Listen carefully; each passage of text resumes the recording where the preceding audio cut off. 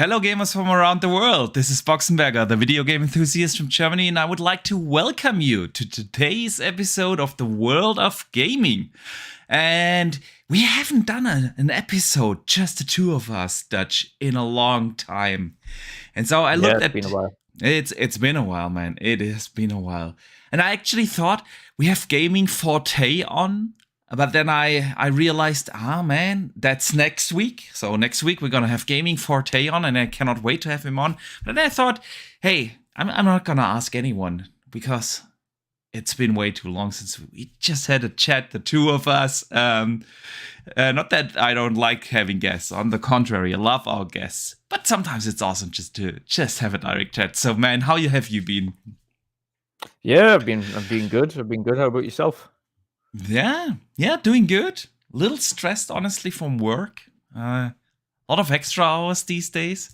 You know, I don't work in the gaming industry. I don't get to delay my stuff. So I have to keep deadlines, and that means extra hours lately. But other than that, I love my job, so I'm good with it. So let me welcome everyone in the chat.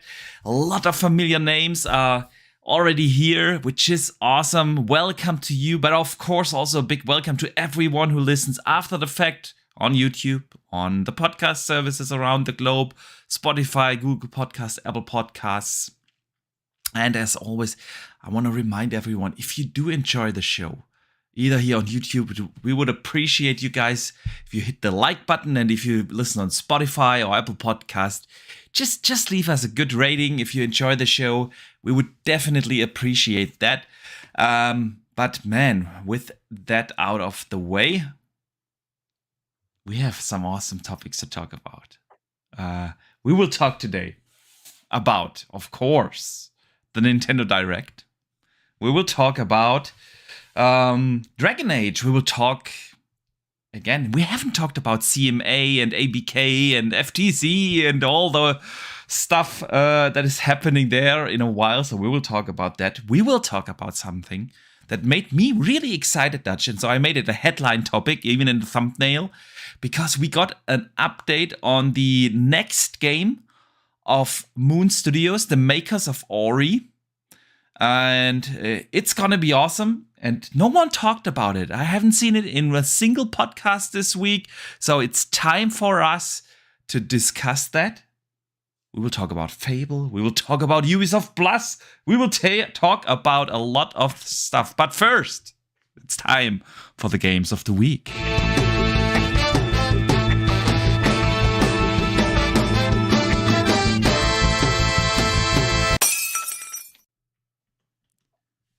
All right.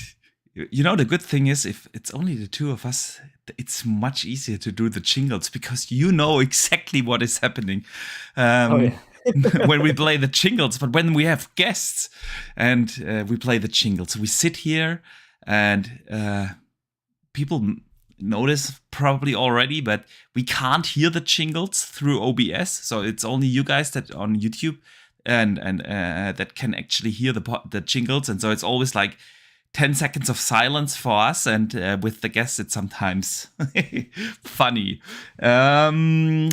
Anyways, before we talk about the games of the week, and I know what is the game of the week, I want to shout out Sith Lord, who has been a channel member for 6 months and sends in for that the first super of the day, and he says, "Are you guys worried about the deal passing?" Brother, if it's okay, we will hold on with that question for a little bit because we will talk about that later in the show, most certainly. So, Dutch, what has kept you busy? And I want to know from everyone in the chat as well, what have you guys been playing? What have you enjoying? Let us know. In Dutch, what kept you busy? Yeah, so beginning of the week, this is before Hogwarts came out. When I had the opportunity, I played Age of Empires on console, Age of Empires 2. Played that, played a few rounds versus the computer, played a bit of co-op, campaign, and other than that, then it was, of course, Hogwarts release, and I've just been playing Hogwarts. Although I'd love to be able to play more of Hogwarts, I haven't had the opportunity to, but I'm going to a little bit later on and over the weekend. So, yes, that's what I've been playing. What about you? Sweet. Yeah, basically the same. So let me switch briefly to some gameplay because we have a little bit of Hogwarts gameplay to watch here. It's literally basically the first hour of the game, so no real spoilers. I actually removed like the first 10 or 15 minutes or so of the game because there are minor spoilers in the story, in the intro sequence and everything. So I don't want to spoil that for anyone. So I decided to show like the first hour where I wander through Hogwarts and take classes and learn spells. And so at least you guys can see some footage running here. We have it as always in crispy 1440p. And 60 FPS. So yeah, man. I finished before I started Hogwarts though. I finished Hi-Fi Rush just the day before Hogwarts came out, and I absolutely loved it. Gotta say, what a pleasant surprise Hi-Fi Rush was. We didn't know about the game until the stealth drop. It came out. It took the community by surprise, and everyone liked it. I have not seen anyone complain about the game or even say it's mediocre or something. So, man, I really enjoyed Hi-Fi Rush. I think I gave it a 9 or 9.2 or something. That's basically where it lands for me, and that it means I really enjoyed Hi-Fi Rush. And then, of course, Hogwarts came out, man, and yeah. What can I say? Similar like you, man. I'm hooked. I love it. Like I said in the beginning, a little stressed from work, so it's actually not. I don't have that much gaming time over the last days, and I probably won't have for the next week or so because I have a big deadline coming up. So, little less gaming time. I'm at level, I want to say 8 or 9 ish. I just took the potion class for everyone who played it. So that's where I am in the game. And I truly do love it. They captured the magic of this world so perfectly. Like literally. You feel like you are in that world, and it is the story itself has the right to stand on its own. It's not like it feels like a bad knockoff from the movies or books or whatever.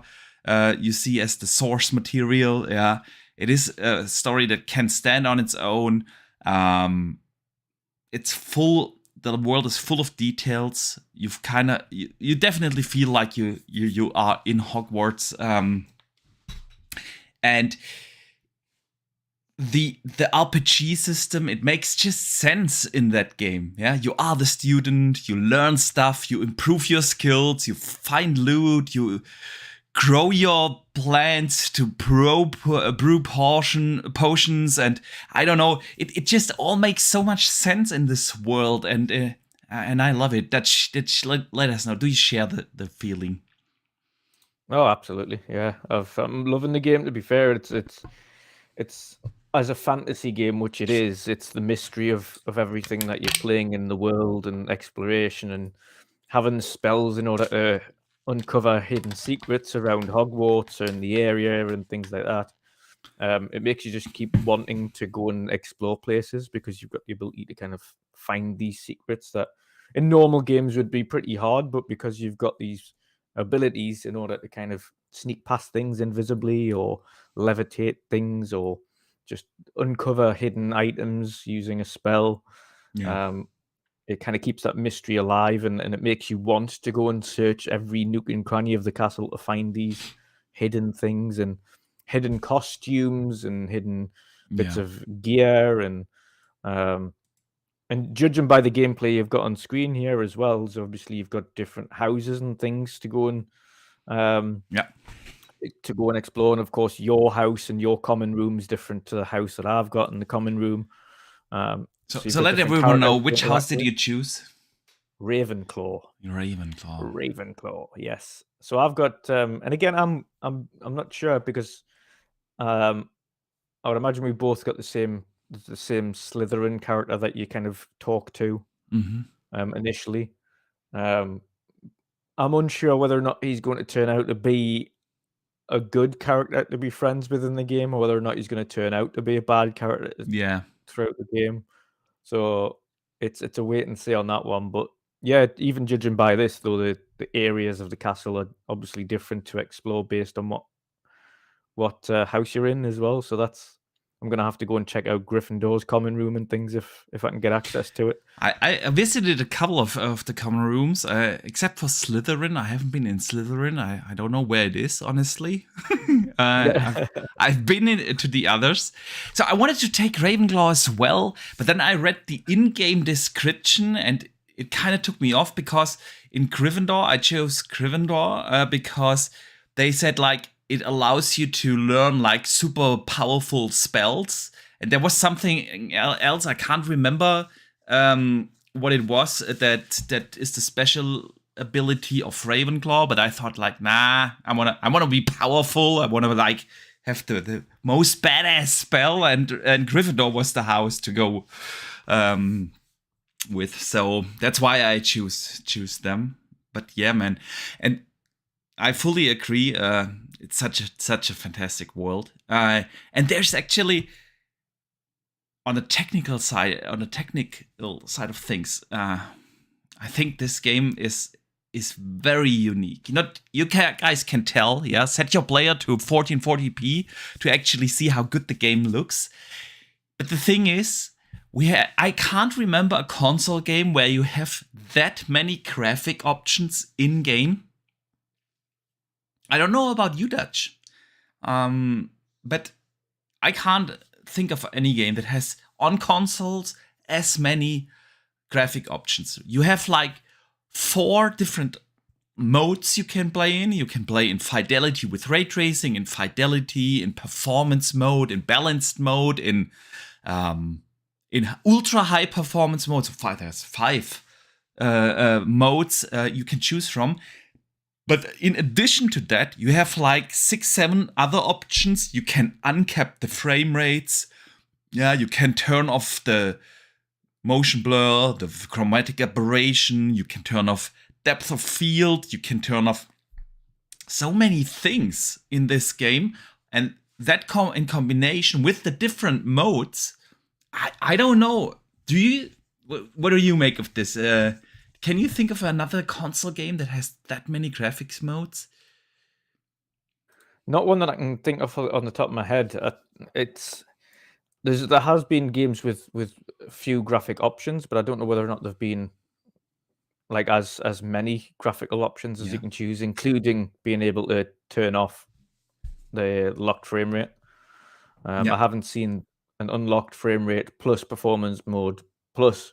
So I would love to see, really, if you can turn off the unlocked frame rate and have performance mode on, what performance you're going to get. Is it like 65, 70 frames? And then you turn off chromatic aberration and things like that. And it goes up and it goes up. Boosts it up again.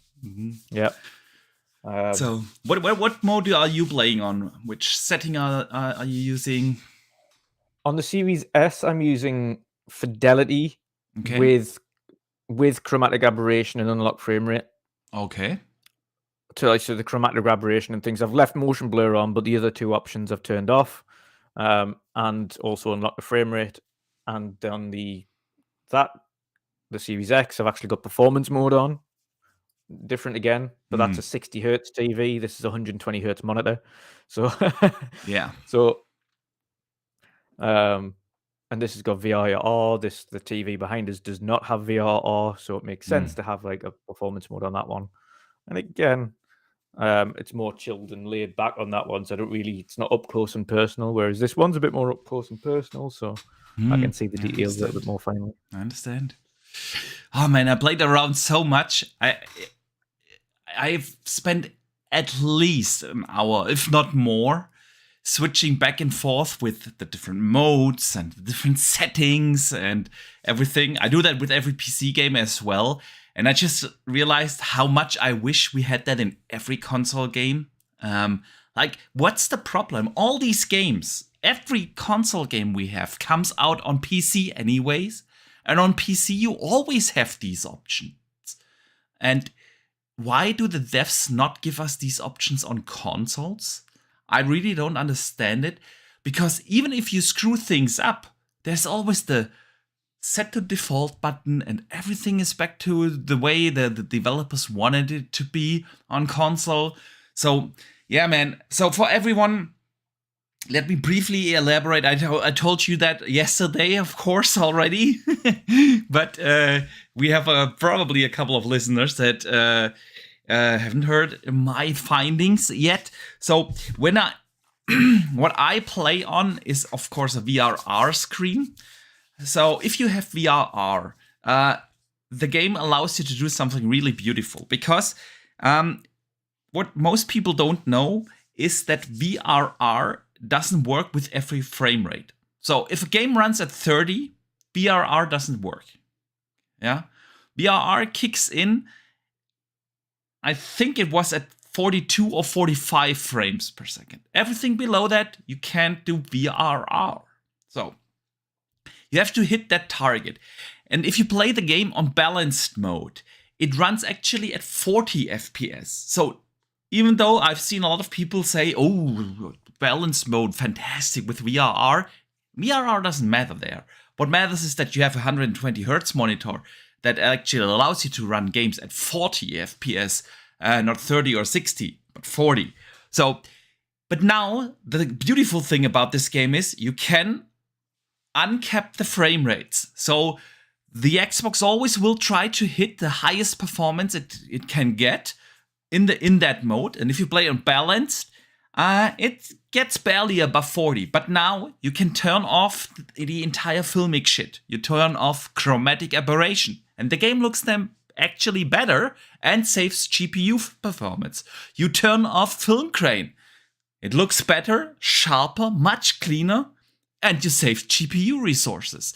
You turn off that motion blur madness, and you save GPU resources, and you can even turn off the depth of field, and it saves you GPU resources. And suddenly, balanced mode with uncapped frame rates does not run at 40, but it gets to the 50, at around the 50s, and then your VRR kicks in, and it runs butter smooth.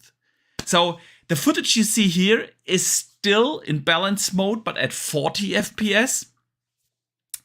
And I highly recommend. Next week I will have footage with those options like I described, and you will see that it runs so well in balanced mode with all these filmic shit that takes up unnecessary resources, makes the game look better and perform better. So it's basically the win-win thing, man. That I can't recommend it more enough. Try it out, balanced, and turn the things off on a VRR screen, and you're good to go. If you have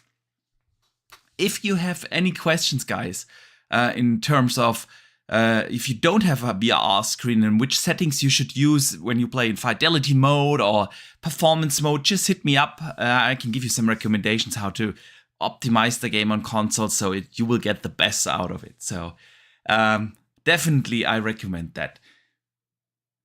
Dutch, briefly, I want to shout out Drawn TJ and say a big thank you for the super chat he sends in. He says, hi, Boxenberger. And I say, hello back to you, good sir. And let's see what else people have been playing here in our community. I see a lot of people playing, of course, Hogwarts Legacy. HTK36 plays Hogwarts Legacy. Before he played Elder Scrolls Online. We wanted to try that out as well, but then Hi-Fi Rush and Hogwarts came out, and we didn't have a chance yet. But we will. We will try Elder Scrolls Online. Happy Cloud Gamer, Jack Purchase plays the Halo Master Chief Collection, which is cool, and he cannot wait for the Resident Evil 4 remake. Yeah, man, one more month in March. Jason Max has been playing Madden, Call of Duty, and GTA. Crispy Rambo just finished Assassin's Creed Odyssey and played Red Dead Redemption 2 and is now hooked on Monster Hunter Rise. Hi-Fi Rush, Happy Cloud Gamer, that's awesome, man. And Oh, I love to see that. 1970 Chrome Pony says he played Skyrim. You can never go wrong with that. Then we have a lot of Hogwarts players, of course. Shout out to you guys. So yeah, good stuff here in the community. Siki also playing Hi-Fi Rush, which is awesome. So shout out to you guys. As always, you have a beautiful taste in gaming. But with that, Dutch, have you been playing anything else, or can we move to the news of the week? Let's get to the news. Let's get to the news.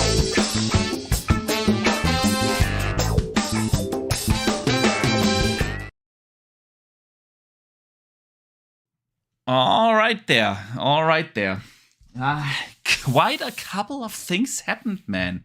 It's not just Hogwarts that, by the way, broke records on Twitch. They had 1.3 million concurrent live viewers before the game even officially came out. And then it was the most viewed single-player launch of all time on Twitch. The game is also apparently breaking records on Steam as the fastest selling single-player game to date on Steam. Well deserved, from what I can tell so far in the 6 hours or so, 5-6 hours I have played. Absolutely love the game. I truly do love it. Yeah, man. But yeah. So this week we had a lot happening in gaming. I know some people called it a light week. I don't think so. Let's start with the big thing yesterday, the Nintendo Direct. Did you have a chance to watch it? I didn't, but I did manage to see the news on Twitter as to what they announced. I didn't watch it live. I was so tired, so I fell asleep. But I watched it this morning. And the good thing is, you can skip over the quirky stuff, the weird things, because there's always something weird in a Nintendo Direct. But I have to say, I think this was the best Nintendo Direct in a very, very long time.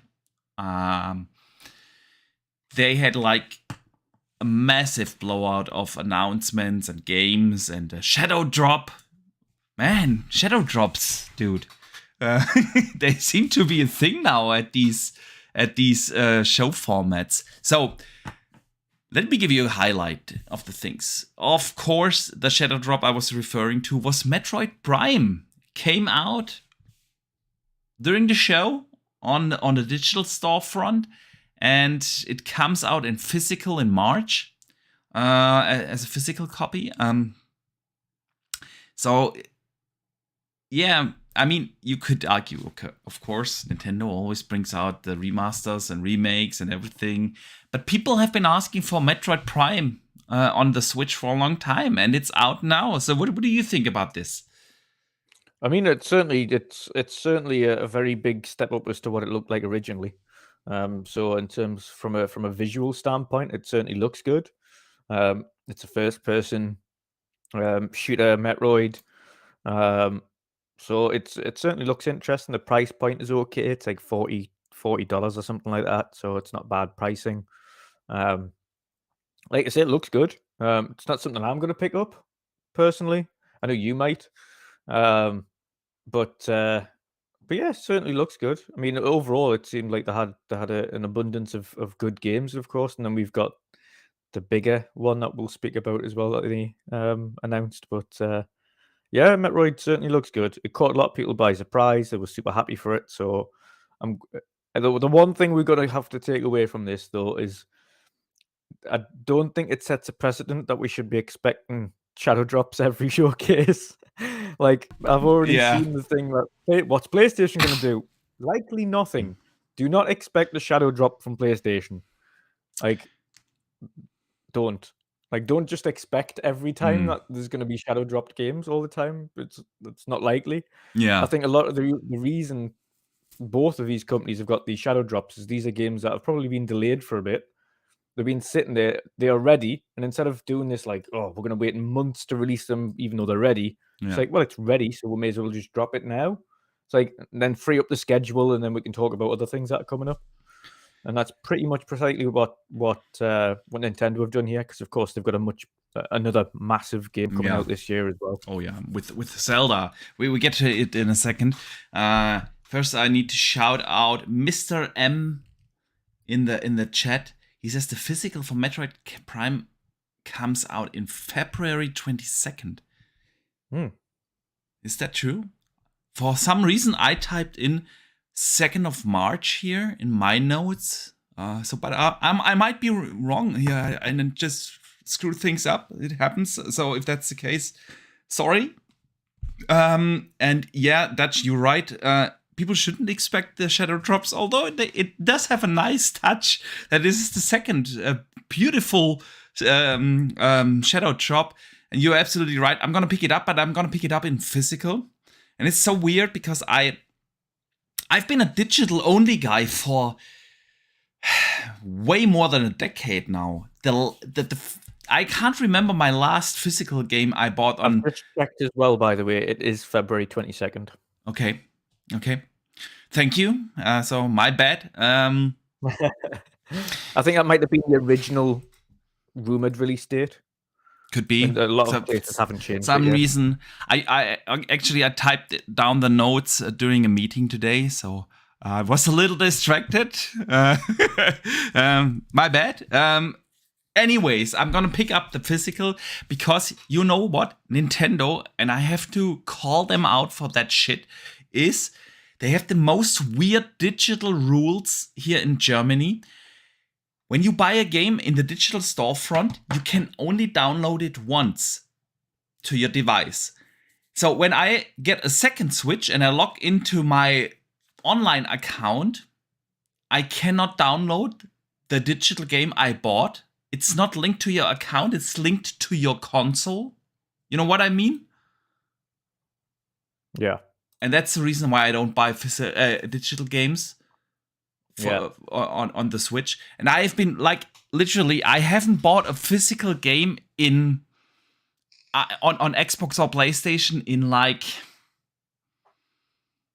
I don't know when Far Cry 3 came out. When was that? That was my first digital game. No, I mean the original release on the 360. Oh, yeah. That was my first digital game, and I never bought a physical game after that. No. So it's been a while since I'm a digital-only guy. I was going to say Nintendo is literally the only platform where I would recommend physical. Yeah. 2 reasons. It's cheaper, and it takes up far less space on the system. Yeah. As much as it's annoying putting it in and out all the time, the system's useless. Like, you can have maybe 4 big games, and that's it. Then it's full. Then you can have a couple of little indies. Yep. So I bought a handful of really smaller games on the digital storefront, and I know it's different with Nintendo in the US. I don't know about the UK. So in the US, Nintendo links the games to your account, which is weird that they don't do it here. So yeah. Anyways. Shout out to Drawn DJ. He sends in a super chat of $10. Thank you, man. He says the 3 best racing games are coming this year: The Crew, Forza Motorsport, and Test Drive Unlimited Solar Ground. Also, Company of Heroes 3 is coming also to Xbox. Indeed, man. Especially with Forza Motorsport, I think that will take the racing genre really to the next level. I cannot wait. And it's not just because of the graphics, and I've said that so many times, Dutch. If you remember, I think that the most awesome thing about the next Forza is that they invested so much in improving the physics engine and the simulation aspect and all that kind of things. And I'm really looking forward to see that, man. I definitely do. But let's get back to Nintendo. Zelda, Tears of the Kingdom, new trailer, of course. And again, they confirmed the release date in May. So, Dutch, what did you think about, of course, Zelda Tears of Kingdom, but also the announcement that it's going to be the first $70 Nintendo game. Yeah, and Nintendo have came out following that as well and said it's going to be on a case-by-case basis. It's not going to be the rule of thumb, so not all games are going to be... And we know this because Pikmin 4's $50, so it's like $20 cheaper than Zelda Tears of the Kingdom. But I mean, Zelda looks great, don't get us wrong, but I wasn't even a fan of Breath of the Wild. I've got it. I've tried to play it on many occasions, and it just doesn't click. It doesn't. And I've been burnt before trying to buy sequels to games that I didn't click with. So I played quite a bit of Horizon Zero Dawn, like more than half of it. I'm probably sitting near the end. And I thought, you know what it is? I'm going to give Horizon Forbidden West a chance because it looks like they've tried to improve quite a bit and the story looks a little bit more interesting. And it still hasn't really clicked with us, and I've got no real need to go back with it. And I don't fancy spending $70 on Tears of the Kingdom when the original didn't click with us in the first place. So I don't know. If I got it, it would be a sake of just getting it for the sake of adding it to a collection, as opposed to sitting down and playing the game. And I don't think that's fair.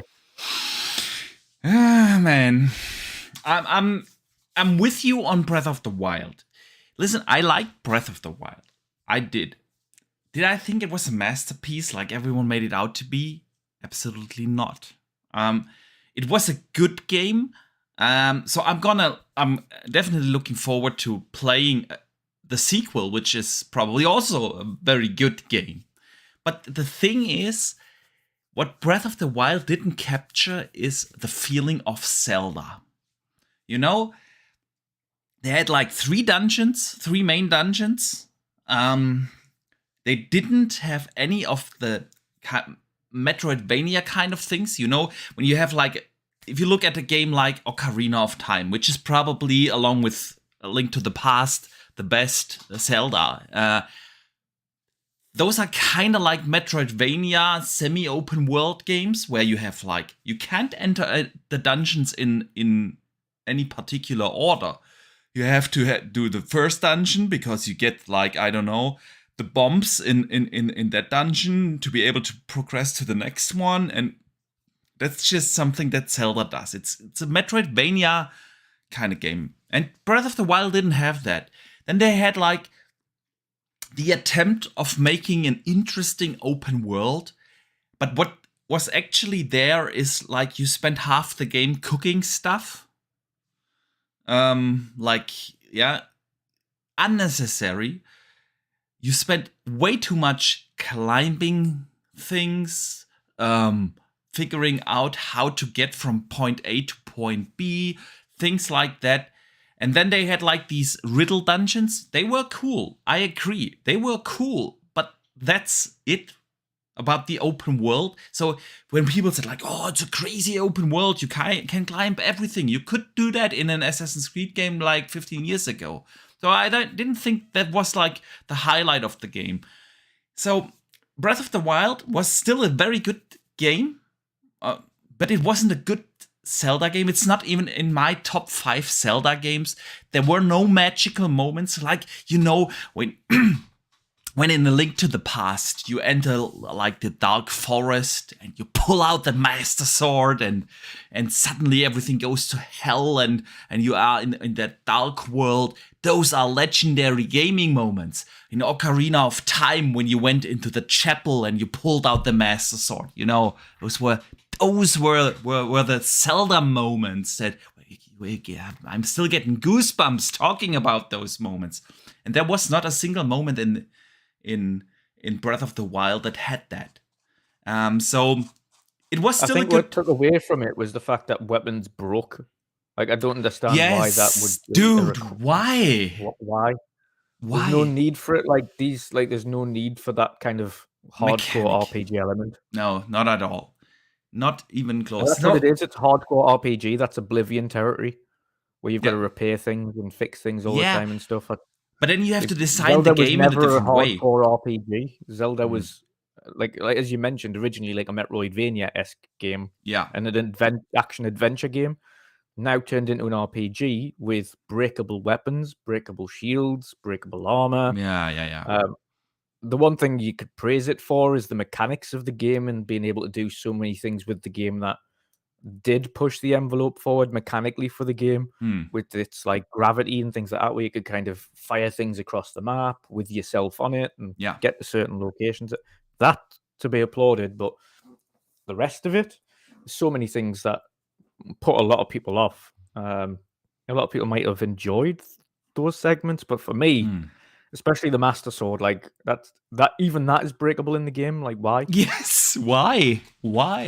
And if you don't search for it, the story will never bring you to the Master Sword. So, Nope.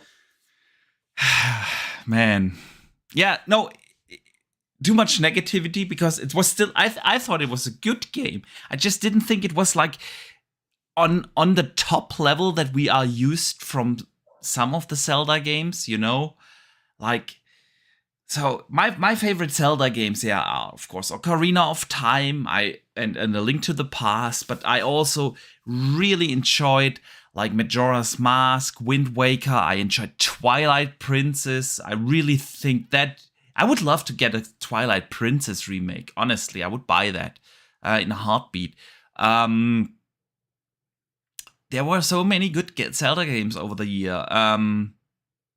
There's one missing. I'm blanking on Wind Waker. Not Wind Waker, the one that got the Game Boy game that got a complete remake, not a remaster. I'm blanking on the name. Sorry, guys. Not A Link to the Past. Not A Link to the Past. Damn it. Hang on. Now I need to Not Google. Ocarina of Time. No. Link's Awakening. Ah, yes. Link's Awakening. Yeah. So yeah, I thought those are like Zelda games, yeah. And Breath of the Wild was a good adventure game, a good open world game. Nothing too special, but it's still good. But not a Zelda game. So still gonna buy it, still gonna pre-order it because I'm going like 2 weeks after it comes out. I'm going on a vacation with a couple of friends, and gonna take my Switch with me, and definitely gonna play it and love it. Probably enjoy it.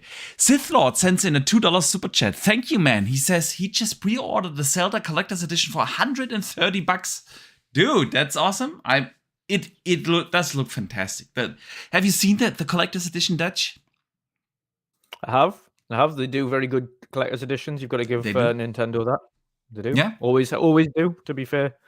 So shout out to them as well. And they're not grievously overpriced, like $100 and something isn't that bad. Yeah. When we compare it to some of the like $300 ones we've seen recently. Yeah, true. And you know what? Nintendo with their collector's editions, they actually make enough so people can actually buy them, because there are some games where it's nearly impossible to buy the collector's editions. So yeah, definitely. Tron TJ sends in another $5 super chat. Thank you, man. He says, I hope this show runs for 3 hours. It would help me not to get bored at work. Plus, what do you think about the CMA news? So, yeah, that's usually the shows where we are alone are the longest. So, I don't know. We are already in 48 minutes and into the show, and we haven't barely started yet. So, who knows? And Toronto J about the CMA things. We will get to that all very in depth, I think, in a few minutes. So let us continue with Nintendo Direct real quick. You know what I liked is the announcement of Game Boy and Game Boy Advanced games coming to Switch Online. I'm a sucker for those nostalgia trips. As long as they have Golden Sun, I will be happy. If they don't have Golden Sun, I will not be happy. There is hang on. The list says Alone in the Dark, the new Nightmare, Gargoyle's Quest. Man, I love that game on the original Game Boy. I'm gonna play that. Link's Awakening, Kirby's Dream Land, Metroid 2, which is also, by the way, fantastic. I was like, I don't know, 12 years old or so, 11, 12, when I played that. And at the time, my mother took care of my grandma, and she lived like an hour away or so. And that's when she bought me the Game Boy, because we drove there every day for an hour to her and then an hour back. And I played so much Metroid during that time. So Super Mario Land 2, 6 golden coins. Tetris Wario Land. Then they have Kururin, whatever that is. I don't know. Zelda the Minish Cap, Mario Bros. And Luigi Superstar Saga, Mario Kart Super Circuit, Super Mario Advance 4, Super Mario Bros. 3, WarioWare, and Mega Micro Game. So it does not look good. Golden Sun. But it might come later, man. It might come later. Anyways, new Mario Kart 8 tracks. My kids are gonna be very happy, as will Daddy. Well, they did say they were introducing 80 tracks in total, so it's going to be going on for a while. It's going to be going on for a while, yeah. Pikmin 4, Splatoon 3, expansion pass, and a couple of, the typical weird Nintendo things. What was interesting though is that there was also like Xbox games there. We've seen Minecraft Legends during the Nintendo Direct. So interesting stuff. So overall thoughts, Dutch, on the Nintendo Direct before we move on. Yeah, I mean, it was a good Direct. It's that's 2 studios down two companies down now for a mini showcase this year. So let's hope and let's fingers crossed that we do get a Sony one soon. But no, it was a good specifically for Nintendo fans, very good stream. Yeah. Very good stream. A lot of awesome things. They got a shadow drop of Metroid Prime remake / Yeah. They call it a remaster, but let's face it, the work they've put into it's more like a remake than a remaster. Yeah. And Tears of the Kingdom, they get the release date, the collector's edition, etc., Yeah. and a few other things. So yeah, congrats. Also, awesome little show. Awesome little show, indeed. And who said it in the chat? Jeremy Brown, shout out to you, brother. He says 23 is shaping to be a crazy year in gaming. Indeed, dude. Indeed. It's beginning of February and it's already nuts. What we have been getting this year. We had like the shadow drop, of course, with Hi-Fi Rush. We have an amazing game in Hogwarts. We have... to add to the Game Boy Advance list, by the way, there is additional 5 games that are coming at a later date. Metroid Fusion, Kirby Amazing Mirror, Fire Emblem Blazing Blade, F-Zero Maximum Velocity, and Golden Sun. There you go. Something for you, man. Something for you.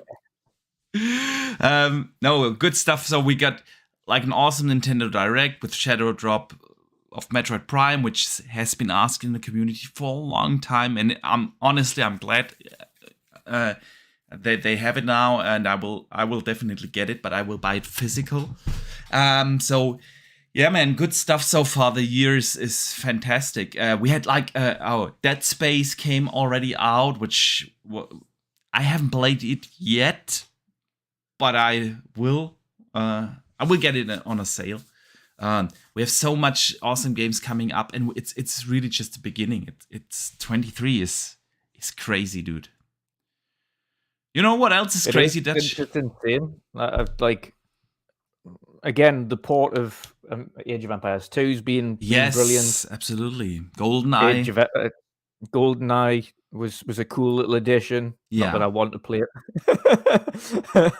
it. Again, Dead Space, for those who are playing it now, I'm waiting later down the line when it comes onto Game Pass, because of course I've played Dead Space before, so it's very pretty, don't get us wrong, but I've played it before and I want to play games at the minute that I haven't played before. So of course Hi-Fi Rush, which was an amazing addition, loved it, completed it. I'm still chipping away at kind of post-game content on that in Yeah. between things now. Yeah. And of course, we've got Hogwarts, which is phenomenal. And this is just the start. Like, we're literally just starting February. It's crazy. And there's a lot more to come. Resident Evil 4 is coming up. Yeah. Yeah. For those who want to play it, of course, Atomic Heart is coming really soon. It's crazy. Then we have all the Xbox games coming in April, May, and we will get Starfield probably soon. We won't get Forza though in the first half. Anyway, it's shaping up like an amazing year in gaming.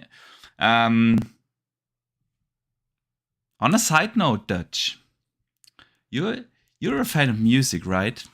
So Yes. the Grammys took place, and for the very first time, there was a video game soundtrack Grammy going out, and you know who won?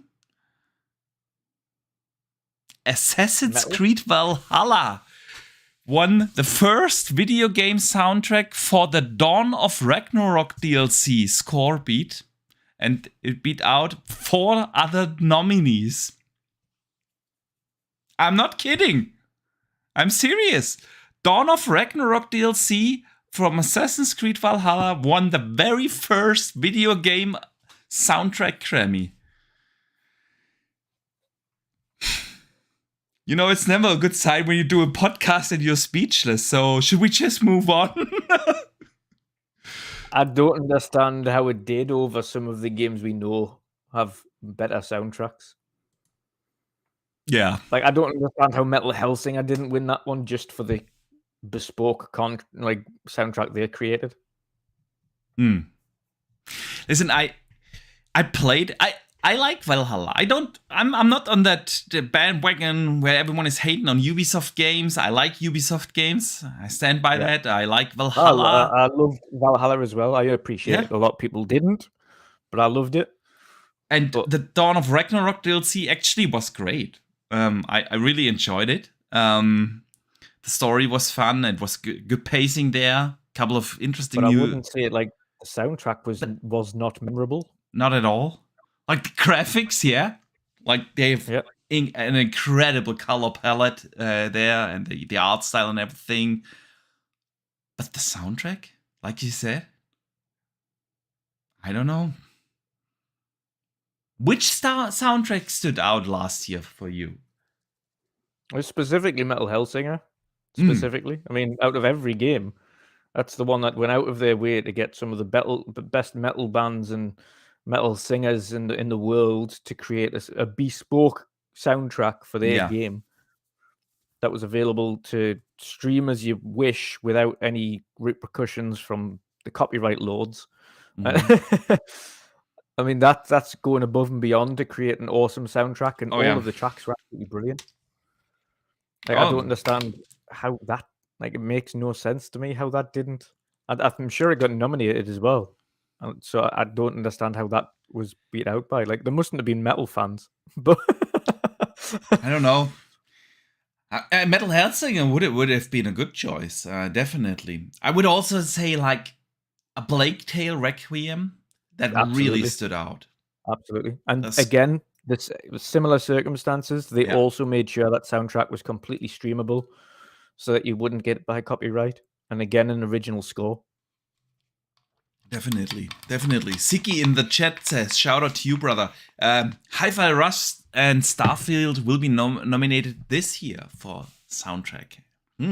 Oh, absolutely. Hi-Fi Rush. What phenomenal soundtrack that's got. Starfield has also a good chance. Did you know, Todd Howard talked about that. They just need to get, what's his face from Interstellar? Zimmerman. Hans Zimmerman. You know who got tickets for Hans Zimmerman? This guy. You. Yes.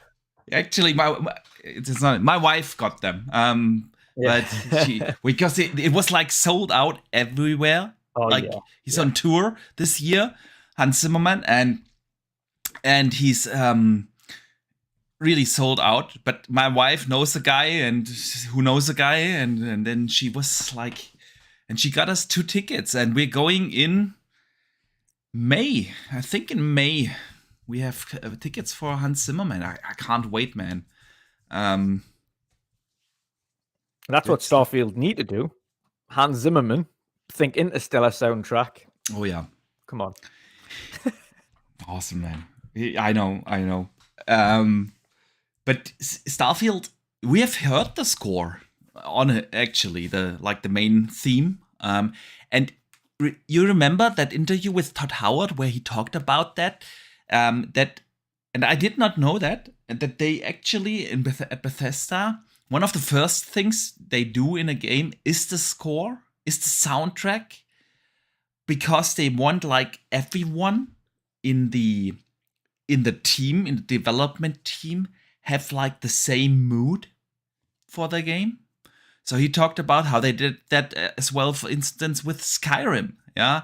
So that everyone had that same vibe in their ears, from the artist who creates like the environments to the guy who designs like the combat system to the guy, everyone. And that's why they start with the soundtrack. I found that really interesting. And we've heard way to do it. Perfect way to do it. It's a perfect way. Inspire people to get a good idea as to what the game could be. Inspire them to create it. If you're going to do a metal thing, you want the game to be as metal as possible. So you're like, okay, this is exactly what we need. If you're doing a space or an exploration game, of course, playing that soundtrack is going to be like, okay, this is like about the wonder of space. And if the exploration. Doom, of course, exactly the same thing. You can identify the Doom soundtrack like miles away. You're like, that's Doom. Absolutely. Oh yeah. It just has a certain feel, and that big games like that. And this is why we kind of mentioned Valhalla. Like the soundtrack isn't any of the points that you'd point out as to why that was a good game. Like I wouldn't stand out and say, "Oh, and the soundtrack was." I literally don't remember any of the soundtrack to Valhalla, not a single section. But I could pinpoint so many games with phenomenal soundtracks that suit the game. You can think about it and you go, but the soundtrack was also awesome. Like you mentioned, Plague Tale Requiem. You talk about Skyrim as well. Oh yeah, like the soundtrack to Skyrim was phenomenal. The Witcher soundtracks were phenomenal. Oh, yeah. Indeed. Even games like Zelda, like they reuse that score in every game. Nier Automata. That was a good one. What a soundtrack. Man, there are some real good things. That's what I'm saying. Like when you think of games these days, like the biggest, most memorable games that I've played, the soundtrack has always been pretty much the one thing that sticks with you, because it, especially going into some of these key moments, like the one that sticks by me in Nier Automata is the soundtrack that kicks in when you go to the fairground for the first time. Yeah. And it's like, this is like, whoa, look at this. And then you remember that soundtrack and it sticks with you. You remember Red Dead 1? The first time you go to Mexico? Yeah. I think that's one of the most epic moments in gaming ever. And why? Because there is like this absolutely perfect soundtrack when you're on that river and jeez. Oh yeah. Man, some good stuff there. Some good stuff. So yeah. Soundtrack. Assassin's Creed Valhalla. Kudos for the first Grammy. We shall see who will win the next Grammy. Dutch, are you a fan of Dragon Age? Not originally, but this one's sounding far more interesting. Don't get us wrong, I've tried to play Dragon Age, but I didn't like the whole party system type thing that they had going on, which kind of put me off it. It was a weird party system. It wasn't like a traditional JRPG, for instance, where the party's a little bit separate and turn-based and things like that. It's a far different party system, and I never really got along with it. It is. So the next one might sound for you, because it was over the weekend. So I wasn't sure whether we should put it in the topics here today, but man, I just want to talk about Dragon Age, and since it's our show, so who cares? Even though the news is almost a week old, I thought let's talk about this. Dragon Age Dreadwolf. EA actually promised us last year that they reveal it in full in 2022, but obviously that didn't happen. So Dragon Age Dreadwolf had a leak over the weekend from a pre-alpha build.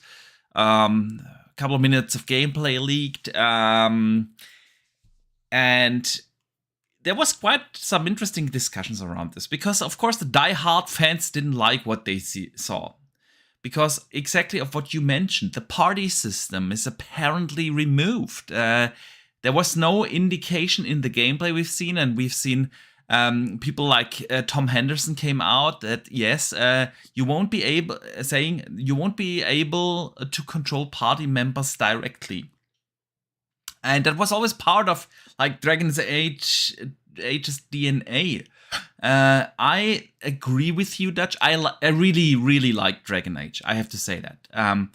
I even liked Inquisition. I know people, hardcore fans of the series, hated on it, but I liked Inquisition. I did. But the party system just didn't make sense. It was always felt like forced. And when I immerse myself into an RPG like that and a super deep lore and a fantastic world, I want to concentrate on my character. That's my, guy in Skyrim, my Geralt of Rivia, my whatever. I want to play that particular character. I think that's, by the way, what made Mass Effect so great. They had also like a party system, but I didn't have to play as my party system. They were just there. And if I didn't care about them, I set everything to auto, set auto skills and then just focused on my main character. So yeah, I like that it sounds like you won't be able to control party members directly in the next one. But a lot of people didn't like that, obviously. So what has also leaked is that the gameplay loop is apparently set to be similar to previous games, where you have like a central hub world with where you can recruit your companions, take on the quests and allies, get allies for the main character, and then you will venture out from that hub into the missions with large open areas. So it's basically like the previous games. They will keep that. So it won't be a classic open world game per se. And we've seen a little bit of gameplay, which was obviously pre-alpha. So don't think that this is the final graphics but what already looked really good, I thought, was the animation work. Because it looked clunky in the old Dragon Age. The animation work wasn't the strong suit of BioWare there. But, man, it looked actually really good for a pre-alpha build. So, yeah, what did you think now? Are you now interested in Dragon Age, Dreadwolf, or... Dreadwolf I'm interested in, yeah. Yeah, definitely. It's definitely sounded more interesting, so I'm looking forward to seeing more of it. Definitely, 100%. And I don't think it'll be too long until we actually get to see it as well. So I think so too, man. I think so too. If they had the intention actually to reveal it last year and they didn't, I think we will see it this year. I think so. Do you have a feeling when this could come out then?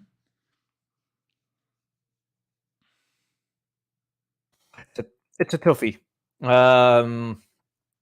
But EA, aside from their sports games this year, don't have too much more this year. Star so they've Wars? got Jedi? Yep, they've got Jedi Survivor. They've got the traditional sports games at the end of the year. Although they won't have FIFA, it'll be their new version of FIFA this year because, of course, they don't have the FIFA rights. So it's like, I don't know what they've called it again. I've forgotten the name. Yeah. A bit like eFootball. It's something stupid like that. So I think They had just tail end Dead of the year, Space. August, September. Yep. So you've got Dead Space, Jedi, but you're talking about like action adventure games. Tail end Yeah. of the year is notoriously just chock full of sports games, Yeah.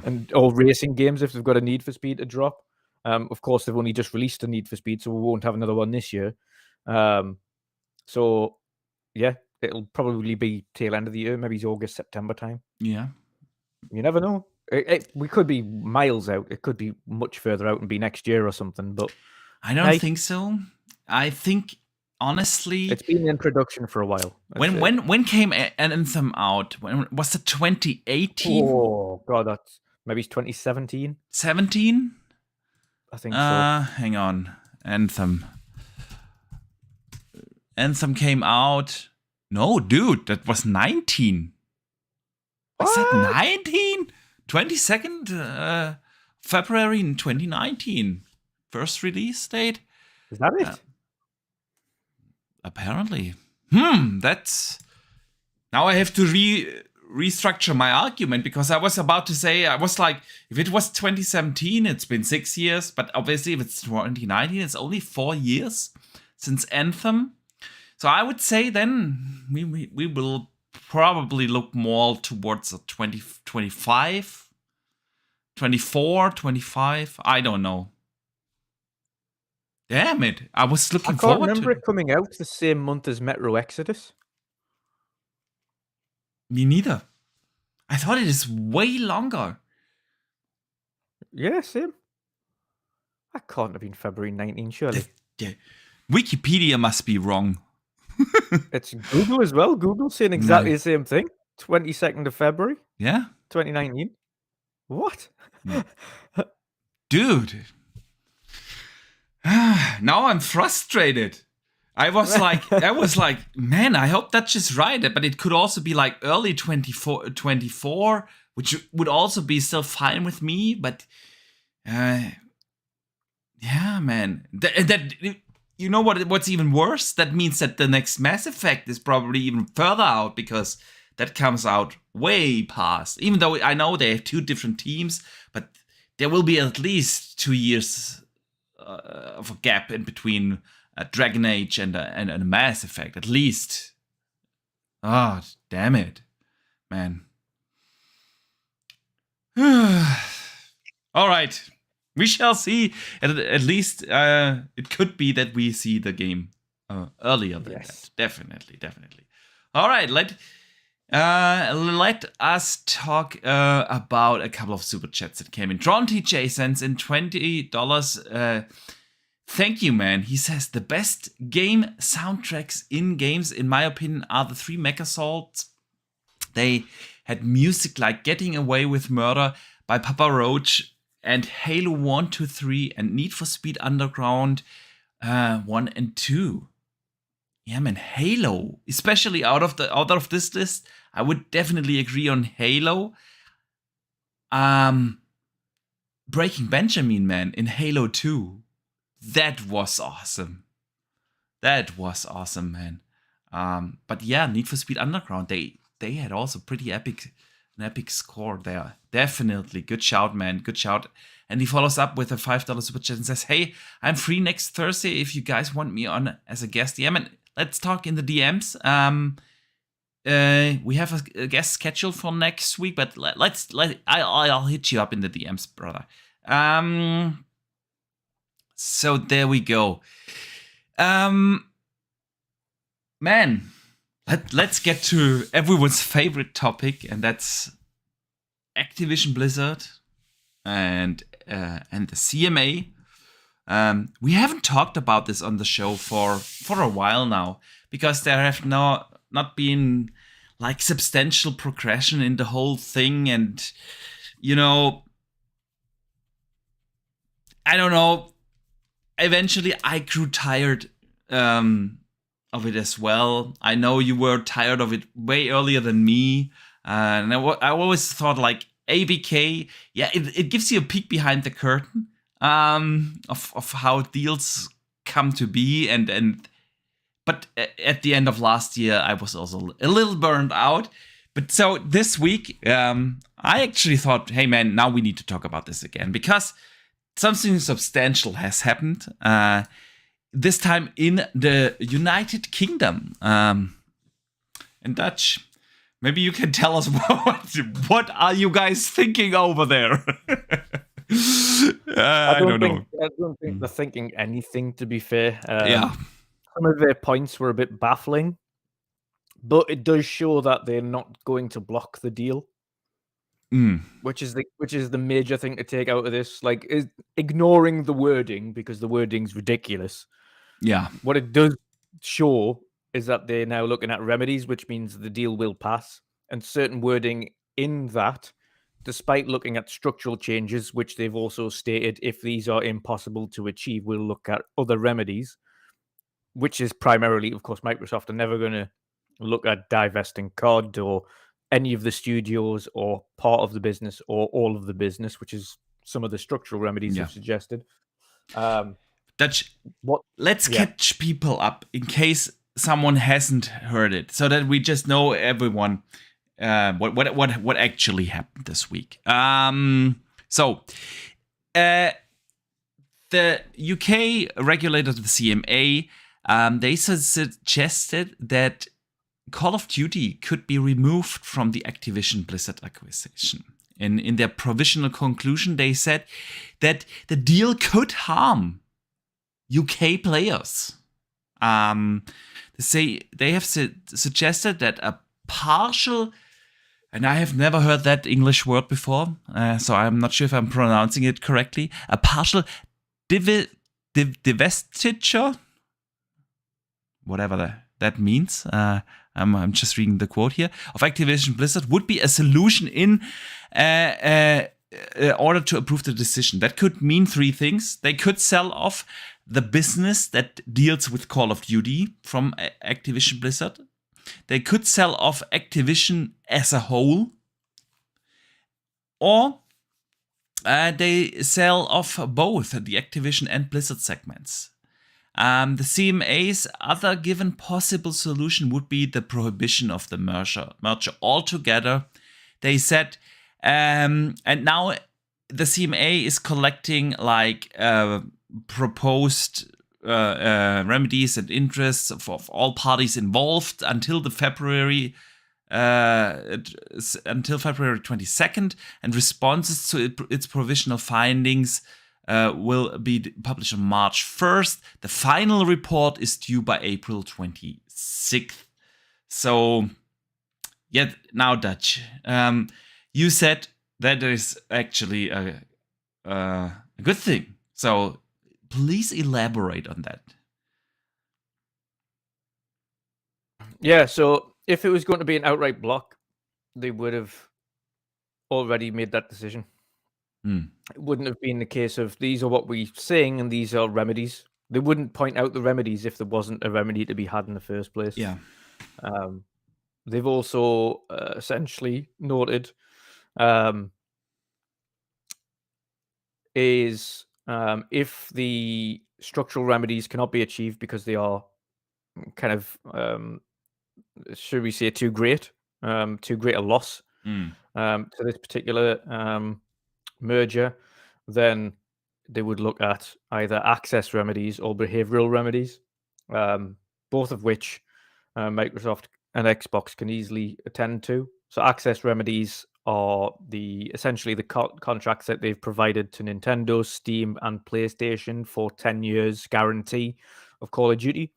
What they could do is just essentially, and again, the merger in the first place isn't about the IPs. Of course, it's additional. We've spoke about this before. So, of course, they want Call of Duty because it brings in a buckload of revenue. Yeah.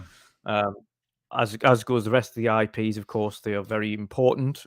But the main purpose of the deal was never the IPs. It was King and the mobile segment, which is the primary purpose of the purchase. However, what they could do is amend that agreement to include all current IPs that belong to Activision Blizzard. So your likes of Tony Hawk, your likes of Crash Bandicoot and Spyro, and all of those things include Guitar that Hero. within the 10-year agreement. Yeah.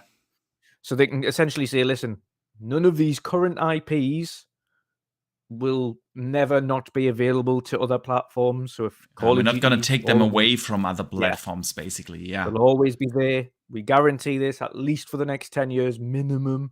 We'll renegotiate that in 10 years' time or 9 years' time, whatever it is, for an extended period, maybe another 10 years, depending on where gaming is at that stage. Yeah. 10 years is a long time in gaming. Dude, it's a very long time, yeah.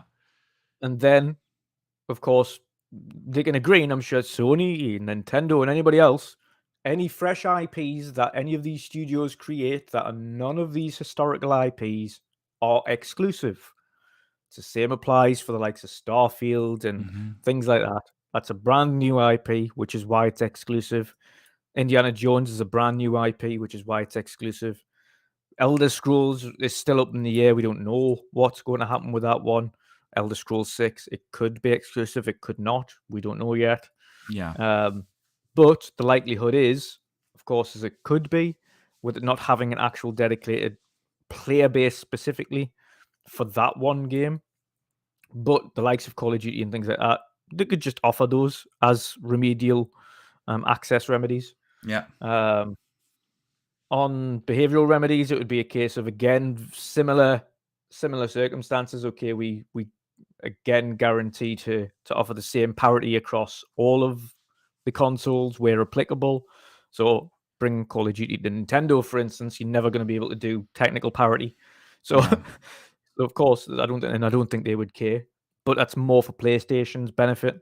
Okay, we're going to have technical parity with PlayStation. The technical parity thing is really something that made me think, because you could argue, of course, here and now, okay, you more or less have it already in between Xbox and PlayStation, but we know also that PlayStation actually has a couple of weird paragraphs in their things, and that's why we probably see in some third-party games parity when it's actually not due. And I don't think it's a good thing to have that agreement in general. And you don't know what will happen in 3 years. Xbox might bring out like a mid-gen refresh console, and PlayStation may not. And then you would have to keep parity, or what? How would that kind of things work?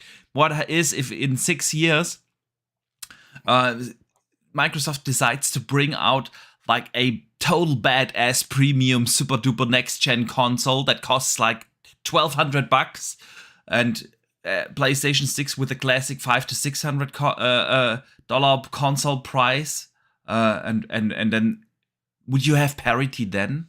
So yeah, the technical parity is a tough one, man. Let me briefly shout out Dronty J. He sends in another super chat. Thank you, man, for the generosity. He says Michael Pachter said he thinks it's a 98% of going through. Pachter said it in a video. Yeah, I have not seen the Pachter statement in a video. I've read an article where not just Pachter but a couple of other analysts actually said something similar. Like Dutch said, if they would have if they would have a very hard legal argument to actually block it, they would block it.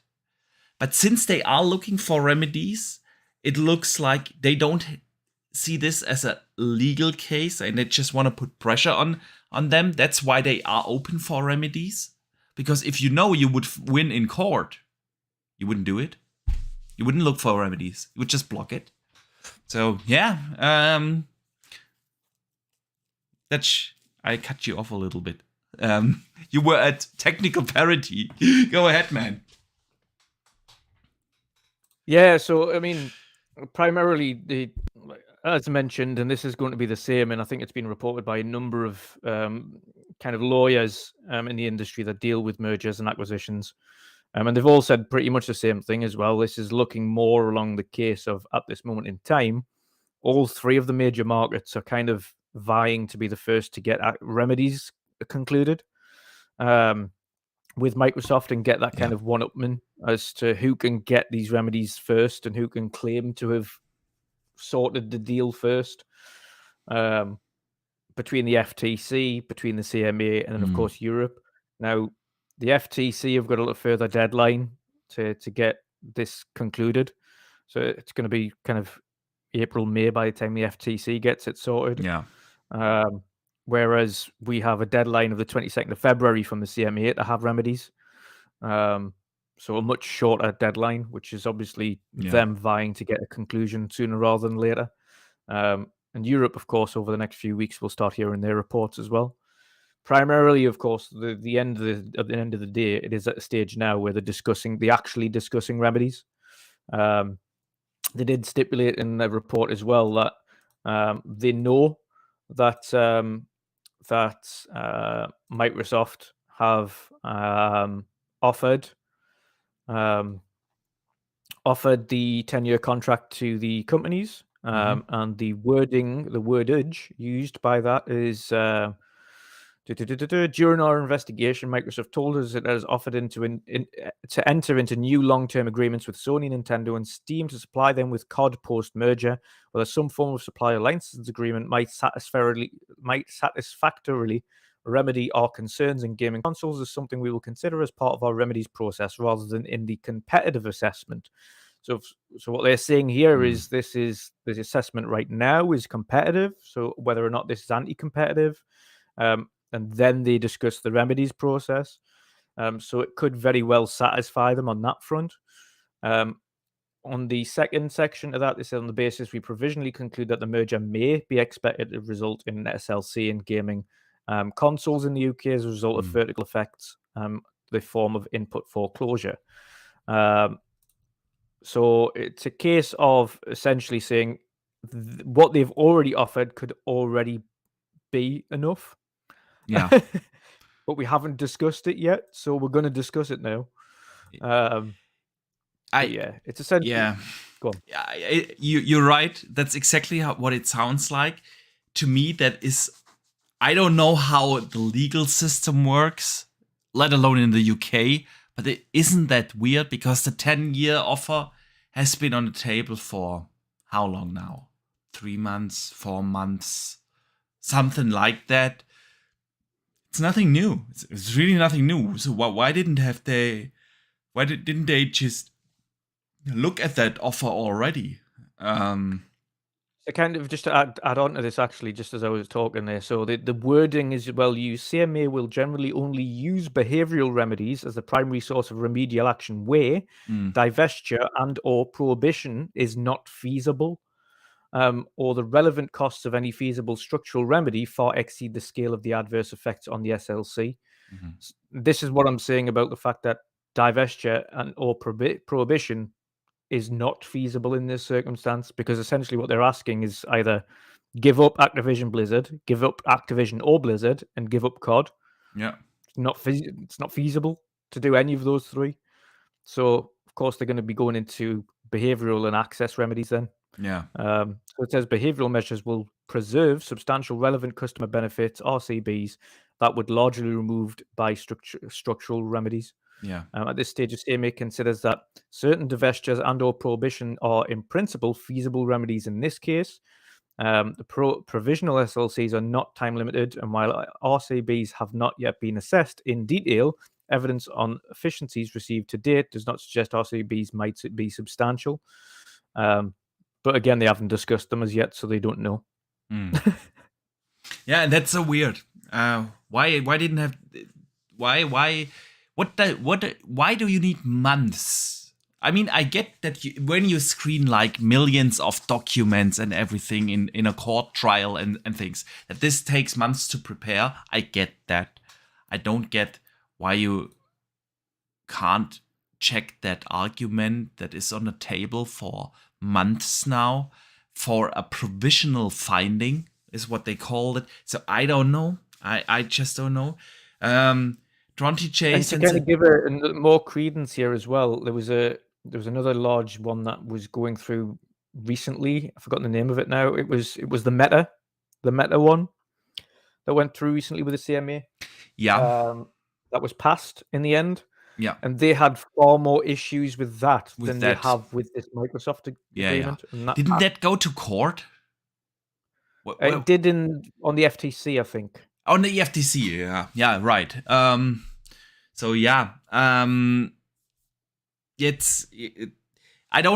still don't think, because we had the question from Sith Lord earlier in the super chat. Do we think it's gonna get blocked? No, I don't.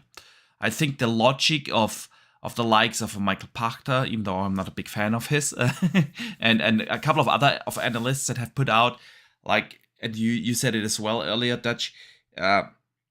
If you would have a strong argument, a legal binding argument that makes you think we need to block this, and we would stand that thing in court, our arguments, you would do it. But since you are navigating around that and playing on time, and you, at the end, this is a time thing. You know what?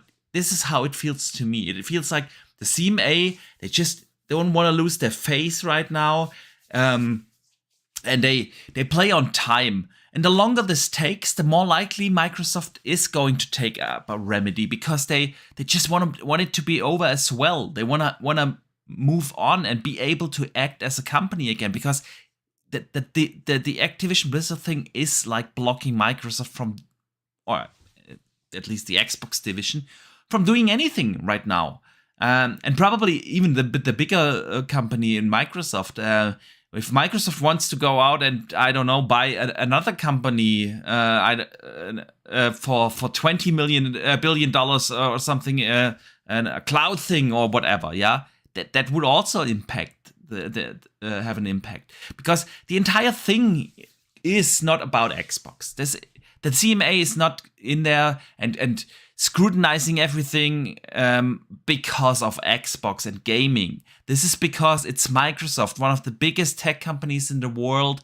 They look at this not from a gamer's perspective, they look at this from the tech industry as a whole.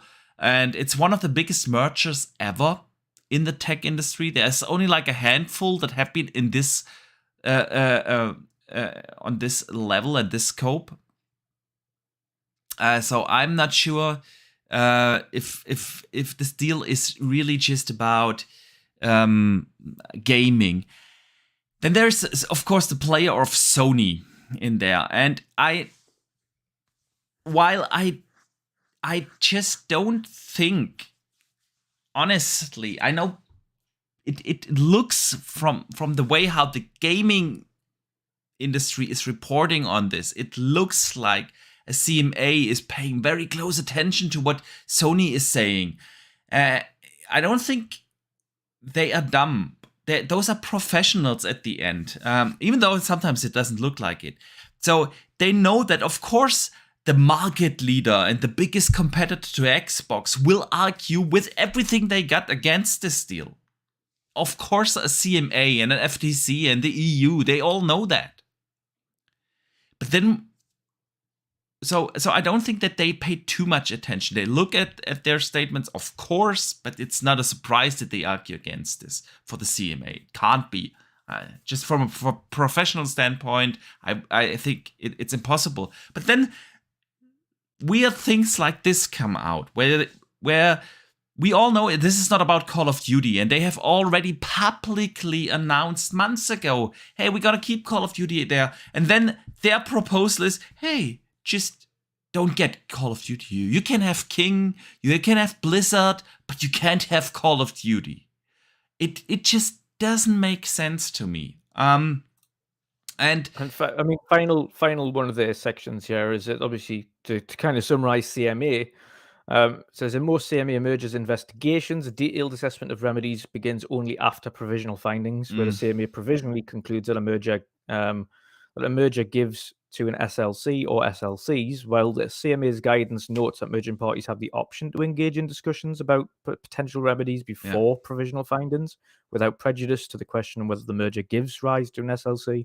There is no requirement for merging parties to do so, and in this case, the parties have not yet proposed any potential remedies to the CMA. So Microsoft so it's basically more like, okay, we don't want a statement from that has been published in the press, basically, or on a blog post or whatever. We want like a written format to us. So okay, yeah. that at least that would make sense. Yeah. Then, but yeah, I'm just surprised about how slow this is going. Honestly, I would assume that a bunch of highly paid lawyers can bring up arguments a lot faster, but apparently that's not the case. So yeah, man. There was just certain blurbs in there that made me think that they hadn't correctly done their research, and I don't understand how. In the time scale that they had, they Yeah, couldn't have done exactly. this. Like specifically, one of them was a blurb that they noted that someone would have to spend hundreds or buy an expensive console in order to play Call of Duty, Yeah, which is simply not true. If Call of Duty went to Game Pass, which is a part of it, yeah. they would not have to buy an You expensive can console. play it in every browser. Yeah, You don't have to buy any anything. browser, pretty much everywhere. It's And even if it did go into Game Pass, and again, they were mentioning exclusivity, specifically if it went exclusive, which it isn't going to be because they've already stated that multiple times. actually they bring it to more consoles, like the Switch. Yeah. Which doesn't have Call of Duty right now. Yeah. And cloud on the mobile, And cloud. which you can't do. Yeah. So, yeah, it's just weird, some of the terminology they've used. But again, if Microsoft hasn't officially entered into Remedy's discussions with them as up until the provisional findings, then, of course, this is the point in which they go to them and say, listen, we're going to have these discussions now, and we're going to explain all of this to you fully, legally, so you understand what we're actually doing with this. Like, Call of Duty is remaining on all platforms. Yeah. If Call of Duty goes on Game Pass, it also allows people to play that without an expensive console because they can access it via the cloud on any device. You can just type in the browser, xbox.com/play, log in, have a Game Pass subscription, you're playing. As long as your device has a browser, you're good. You're golden. Yeah. Yeah, that's true. There's so many things. So many There's weird so many things on so many levels that just feel wrong there.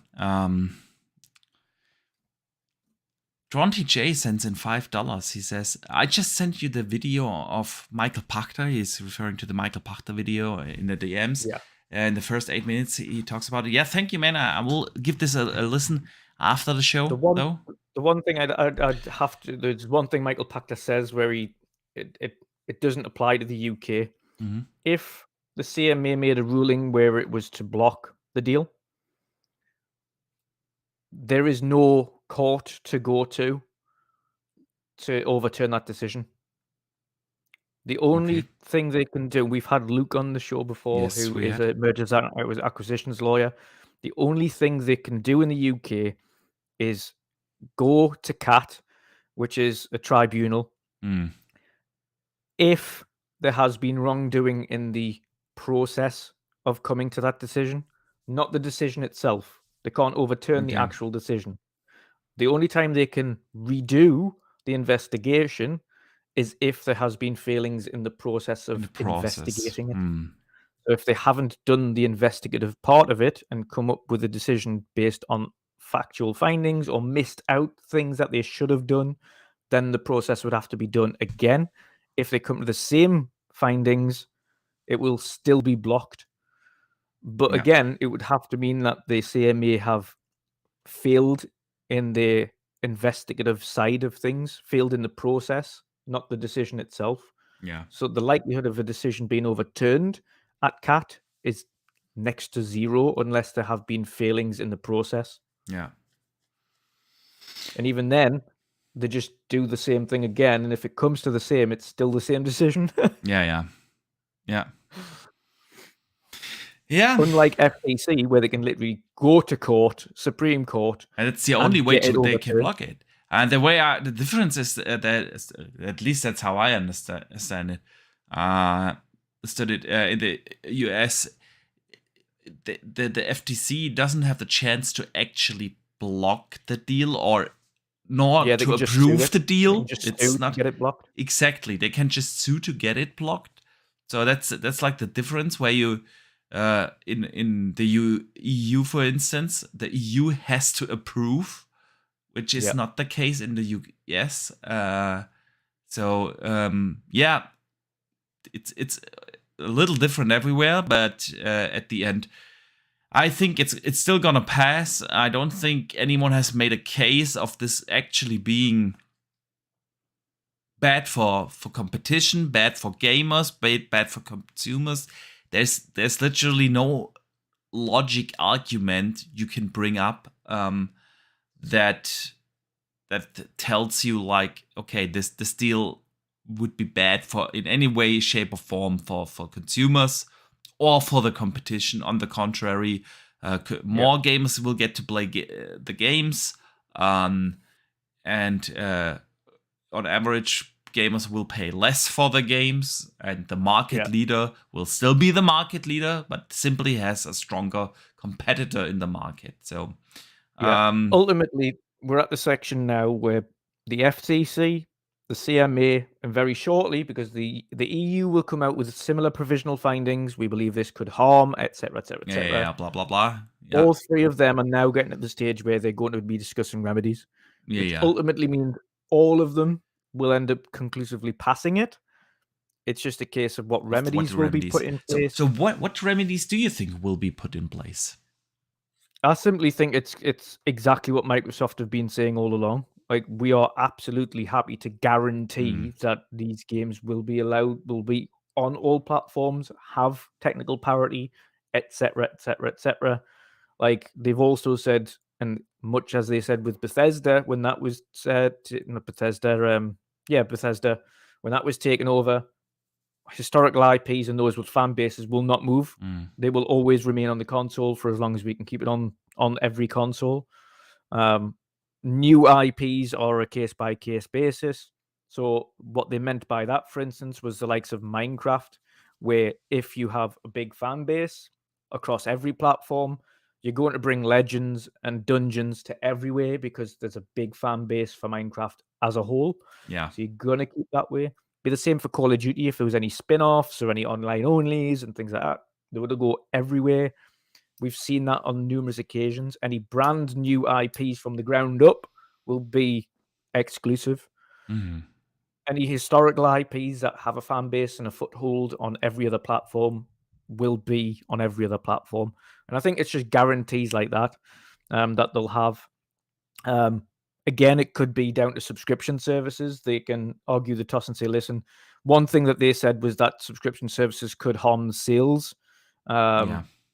We know statistically that's incorrect. It actually has the opposite effect. It increases the sales levels, which means, of course, as a part of a remedy, they can say, listen, we can offer these games as part of subservices elsewhere, should they want them. And again, all Microsoft and Xbox have to do in this instance is offer that option to other platforms. The other platforms do not have to accept these terms. Yeah. It's just the case as long as Microsoft is willing to provide that option to the other platforms, that is a remedy. Okay, they've offered these. It's not up to us for Sony and Nintendo and Steam to accept these, but it's an option for them to go out and do this and have this remedy. Yeah. So that's all Microsoft have to do. So it will go through. I think the remedies will be more the behavioral and access remedies. I think once those are sorted, it'll be fine. I don't think, and this is another thing as well, like as much as we all understand cloud in itself is relatively an infant in technology. It's still very much in its infancy. It's been around for kind of the best part of a decade now, but when you look at technology as a whole, I don't think that it makes a big difference in the gaming market as a whole just yet. Someone earlier in the chat also raised a question. Sorry, I can't remember who it was. Asked a question: Does cloud gaming need to be regulated at this point in time? Which is a fantastic question because, like you said, it's basically in its infancy. And if you compare the overall cloud market, which is now basically xCloud and NVIDIA, that's all there is. I was going to say at the moment, the problem is you haven't got a large enough market slice to go at. Exactly. So a big enough sample size to go at to understand what cloud gaming is truly yet. Google attempted it. They still had a very, very strong service. The problem was they didn't have the IPs to go with that service, which is Yeah, why they it had a failed. good It had nothing to technology. do with They how didn't good have it the performed. games. Yeah. The technology was brilliant. It just didn't perform. Sony have the technology available to them. They just haven't done anything with it as yet for cloud gaming outside of console streaming, which is just streaming your console on the move. But yeah, it's far too early to put regulations in place for a market that is a far too small of a sample size. I think I agree. I agree there. Yeah, man. So I just hope this will be over by the mid of the year. Honestly, I've said this before. The ABK deal isn't for me. If we talk about, I'm still pro deal. I get it. It's good. But at the end, for me personally as a gamer, I'm not a big Call of Duty guy. You know, I will play the campaigns when they come to Game Pass. Gonna play them, but that's it. And then, of course, Diablo, absolutely my game. But I get a new game every 10 to 15 years on that side of things, and I don't play Candy Crush. So ABK is really not for me. There's always a lot of potential what Microsoft could do with like the means of StarCraft, the Pitfall, or I don't know, of course, Tony Hawk and things like that. But we also have to be real. Microsoft has a lot of fantastic IPs already at their hand that they are not using. So what's the difference in between a StarCraft and all these other IPs that they are not using? So I'm not sure on that. Hope dies last, but yeah. So the deal really isn't for me. I get why they do it. They want to grow mobile. They want to grow PC. Good on them. For me, I would much rather Microsoft focus now again on things like getting Asobo, getting like Crytek is really cheap. Yeah, the whole industry is in a sellout right now. Ubisoft is on a record low. EA is on a record low. Warner Brothers is on a record low. Probably not after Hogwarts, but before Hogwarts, their stock price was on a record low. So it's only a matter of time before someone picks up a Ubisoft or something similar, yeah, or Warner Brothers or whatever. And Microsoft is binding their hands. And I would be much more excited about a Ubisoft, which is super cheap when you compare it to an ABK. Yeah, that would give me much more. I would be probably more excited to get a Asobo when compared to ABK, because at least I play a Plague Tale and I play a Microsoft Flight Simulator and things like that. Yeah. So. Yeah, I want it to be over. I want Microsoft to be able to act as for the core gaming community again. So yeah, let's hope for June. And let us also that shout out Chunk Mail. He says sends in a €11 super chat. Thank you, man. He says great show, enjoying it. Keep up the good work, guys. Thank you, man. Really appreciate it. Always happy to hear when people enjoy the show. We do enjoy making it, and if you guys that are listening enjoying it, it just makes our day. But yeah, let us move on to the next topic and move away from ABK. There was something that almost everyone missed this week. Did you play Ori? Yeah, you did. Yeah, you did. Oh yeah. Yeah. You loved Definitely. Ori. By the way, also when we were talking about soundtracks earlier, how epic was Ori? Man, yeah. Moon Studios nailed it when it came to the soundtrack. So they made two absolutely fantastic Ori games. I still think Ori Will of the Wisps is probably the best, at least one of the best Metroidvanias ever made. It's from start to finish an amazing experience. Everything from soundtrack level design to art style to combat mechanics to Metroidvania mechanics was just spot on. Ori Will of the Wisps, an absolutely fan-freaking-tastic game. And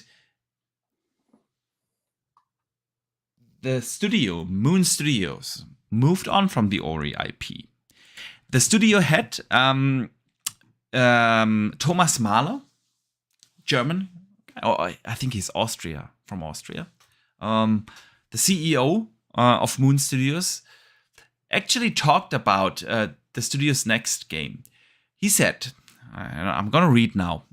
Moon Studios is currently actively working on a new game, which will be a full-blown action RPG. The work on the project began following the release of Ori and the Blind Forest in 2015. Okay, so 8 years now. But it was given a little bit more time in the oven in order to work on Ori and the Will of the Wisps. Then Thomas Mahler called the Ori franchise the studio's Mario, while the upcoming new title is, to believe, the studio's Zelda. Thereby referring to Nintendo first making, of course, a platformer before they made an action adventure. According to the Ori director, he actually is not that fond of exclusive titles, and this was the main reason why Moon Studios now signed up with Take-Two Interactive's indie label Private Division back in 2020 to release it on all platforms. So this is gonna be a full-blown action RPG, now in the works with little breaks here and there, for 8 years. It's their Zelda. Dutch, what do you expect will that game be? To be honest, I've got no idea because, again, it's a new thing for them. Yeah. The Metroidvania to creating an action RPG. So it's certainly going to be interesting, but they have also stipulated as well. I've seen another comment from the studio head saying that it's going to have a very similar art style, if not the same art style as Ori. Yeah. Because of course they said that's kind of our footprint. That's what you know us for, is kind of that art style. So we want to continue with that art style. The way he phrased it was like he said, like, in Ori everything was hand drawn. Characters were hand drawn. Of course, they were animated on PC, but they originated there, and they're gonna take the same approach there. So yeah, I agree. I also read from this that it's probably gonna be very colorful, similar like art style. Do you think they're gonna take it to 3D? Is it gonna be like, you know, not just left and right movement like in Ori? It's hard to say. It's hard to say because when he said that it was going to be the similar art style, and if it was going to be hand drawn, 3D would be very difficult to do that unless they, like Hi-Fi Rush you've got on here now. Yeah, it's all cell shaded. Again, cell shaded. If they did a cell shaded version, but it looked very similar to the art style of Ori, and it was 3D, that could work. Or if it looked a little bit like Ni no Kuni, yeah, which is a good example of a big open world action RPG, that could work. Because again, that's a lot of hand drawn animations, beautiful hand drawn animations and things in there as well. And the world looks beautiful even now. Yeah, absolutely. Either way, I'm excited to see what's coming up because they're a very talented studio. Just have to see what it's about. See if the characters are as lovable as Ori. As Ori, yeah. I mean, when he describes and talks about this as a full-blown action RPG, of course, I'm thinking open world. I'm thinking deep character progression, deep loot system. I'm thinking a lot of experience points and skill trees and things like that. That is automatically implied when I hear action RPG. But then, of course, we have seen action RPGs, full-blown action RPGs that have been 2D side-scrollers in the past. But it's not where your mind goes when you talk about a game like that. So, yeah, man, I'm really looking forward to learn more about it. Also, the statement, this is our Zelda. Makes you, of course, when Ori was our Mario, this is our Zelda. That's what they said, yeah. Of course, you expect epicness. You expect something big. You expect something new. And he talked about it a little bit. He said that in games like Zelda, they have been limited in what they could do in the world building, and that since they have a new IP, they can do different things there. So yeah, man, do you think we will see that game this year? It's like you say, it's been in development for quite some time now. So 2015 is what he said. That's like 8 years. That's a long time. It's a very long time, especially for smaller studios. Like, yeah. I mean, big studio. Big gap between them. Yeah.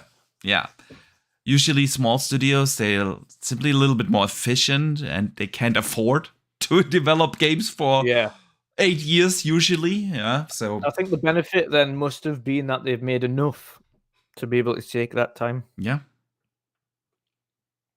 Indeed. Hats off if they've got the availability to do that. Not many indies have got the privilege of being able to do that. Indeed. Yeah. Not many have that privilege. Indeed. So, yeah. Good stuff here, man. Before we move on to the next topic, let me shout out to Drawn to TJ again. He sends in $5. Thank you, man, for this generosity today. He says, I want Microsoft, paraphrasing now, I want Microsoft to get Ubisoft or EA or Sega, one of those, because we were talking about this earlier, that Microsoft is like hindering themselves to get involved in other acquisitions. And honestly, any of those, Ubisoft, EA, or Sega that you named, TJ, would excite me personally more than ABK. But that's just me. Yeah, man. Let's talk about Fable for a second. Since we are playing Hogwarts Legacy at the moment, I was actually, when I in Hogwarts, when I went for the first time to Hogsmeade, I was literally thinking about Fable. The art style, the way how they set up the village and everything.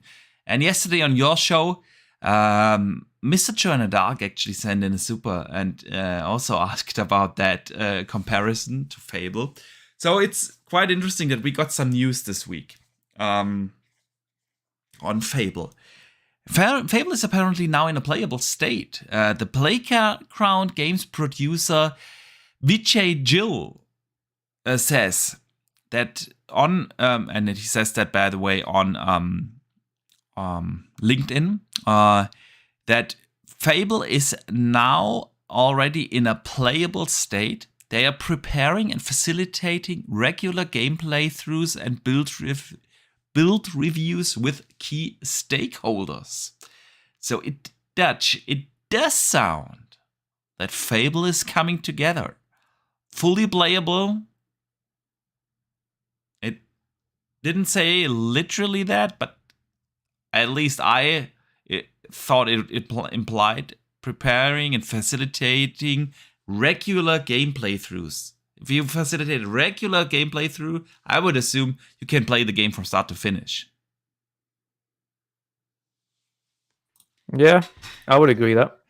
So, man, I thought that it's exciting. That means the game is going into polish phase. You can play the game the entire game. Yeah, it's in its review process now. No, exactly. You get in bigger numbers of playtesters. You get in playtesters internally and externally. Fable is coming along, man. Fable is coming along. So, now, playing Hogwarts at the moment, knowing that Matt Booty and every other executive talked over the last year how good Fable looks and that they want to show it, but Playground wanted to hold on. Now the game is coming together, fully playable. They're ironing out the bugs. They're optimizing the game. It's not just bug fixing usually at this point in game development. Of course, if you see and find out, okay, when 100 people play that game, the pacing doesn't work out at a certain point in the game or something like that. You can still change a lot of things there. But man, the game is playable, the entire game. So it's what we are reading here into this. Where do you think Fable will land? What are your expectations? And are we going to see it this year at E3? Yes. Yeah, Okay. I think so. Yeah, to keep it short and sweet, yeah, I think we're going to see Fable this year. I think Playground have said previously, though, that they want to show it when it's ready. I think they could have at least a little. I don't even think they're going to create a vertical slice. I think they're just going to potentially have ensured by that point a very large portion of the game is going to be polished by that section, in which case they can kind of show off maybe it's the first 10 minutes of it or first 5 minutes of the gameplay or something like that. So at least you see a section of the game and then, of course, talk about it more. But I don't think they'll show a lot of the game off, but I think you'll see a part of the gameplay this year. I would agree there. I think it does sound like, from what the executives within Xbox have seen, it looks already in a presentable stage. Otherwise, Matt Booty and Major Nelson and even the head of Xbox himself, Phil Spencer, everyone said like, yeah, it looks fantastic. That's one thing. The other thing is obviously now they're looking for a larger group of playtesters and and the game is they are setting up the full playthroughs of the game. So it's at least at a stage where you could show something. You don't have to put in a lot of work to put in a dedicated vertical slice. You can just take certain parts, segments, record certain things in the game testing playthroughs, and put something together. So yeah, I think we will see it. I'm not sure where it will land, when it will come out. Of course, if we hear in early 23, oh, the game is playable and everything, a year from now would make sense. So maybe first half of 24. But then Fable is too big. You need to want to bring that in the holiday season. I was going to say, I think it's going to be holiday 24. Yeah. I think it's a big holiday 24 release. As much as I still believe Hellblade is a holiday 23 release. Yes. I'm with you there. I also think that they plan or intend to release Hellblade this fall. Avowed it's gonna be first half 24, and Fable is gonna be second half 24. And somewhere in 24, we will also see the next It game. May it be the next Doom or the long-rumored Quake reboot. And I would also assume that we will see the next Machine Games game, Wolfenstein 3 is what I'm thinking. We will also see that in 24. There's a lot of stuff coming, man. But Fable, yeah.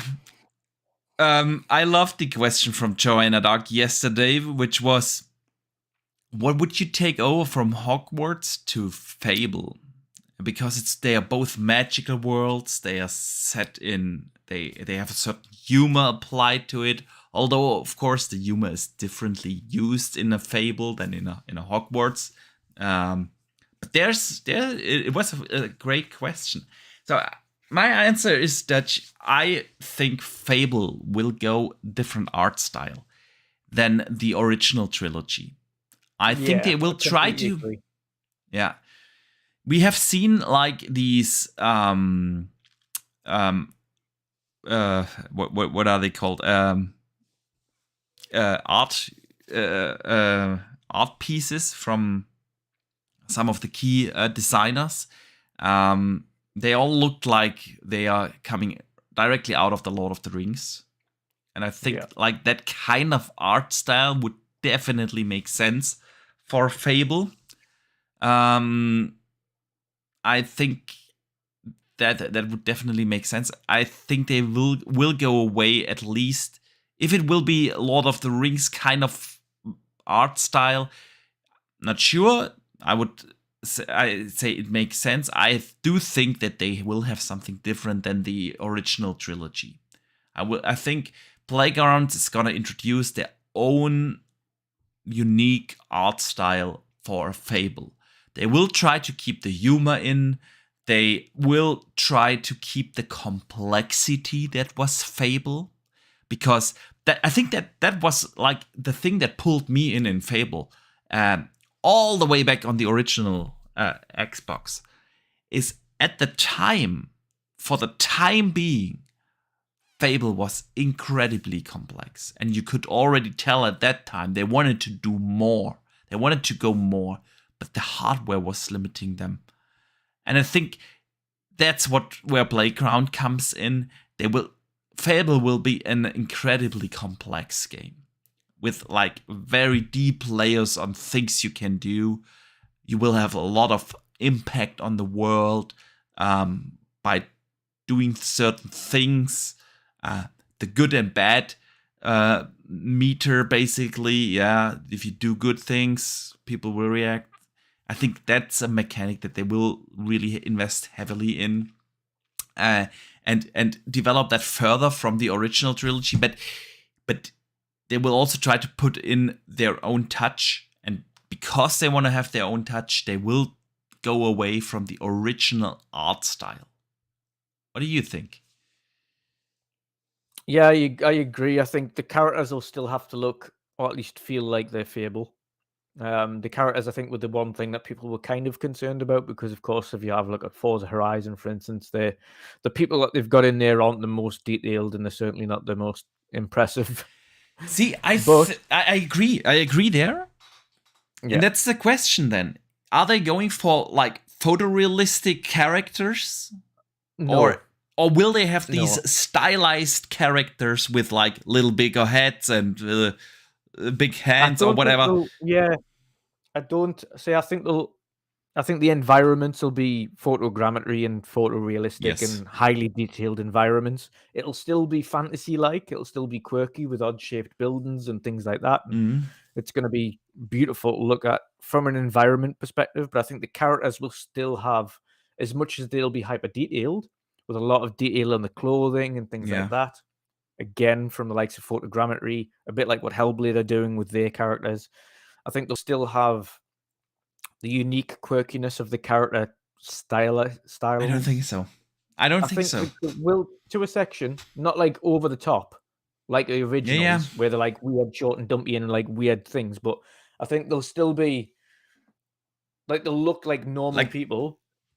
But they will have quirky proportions and things like that. That's what you mean, right? Ish, not like hilarious.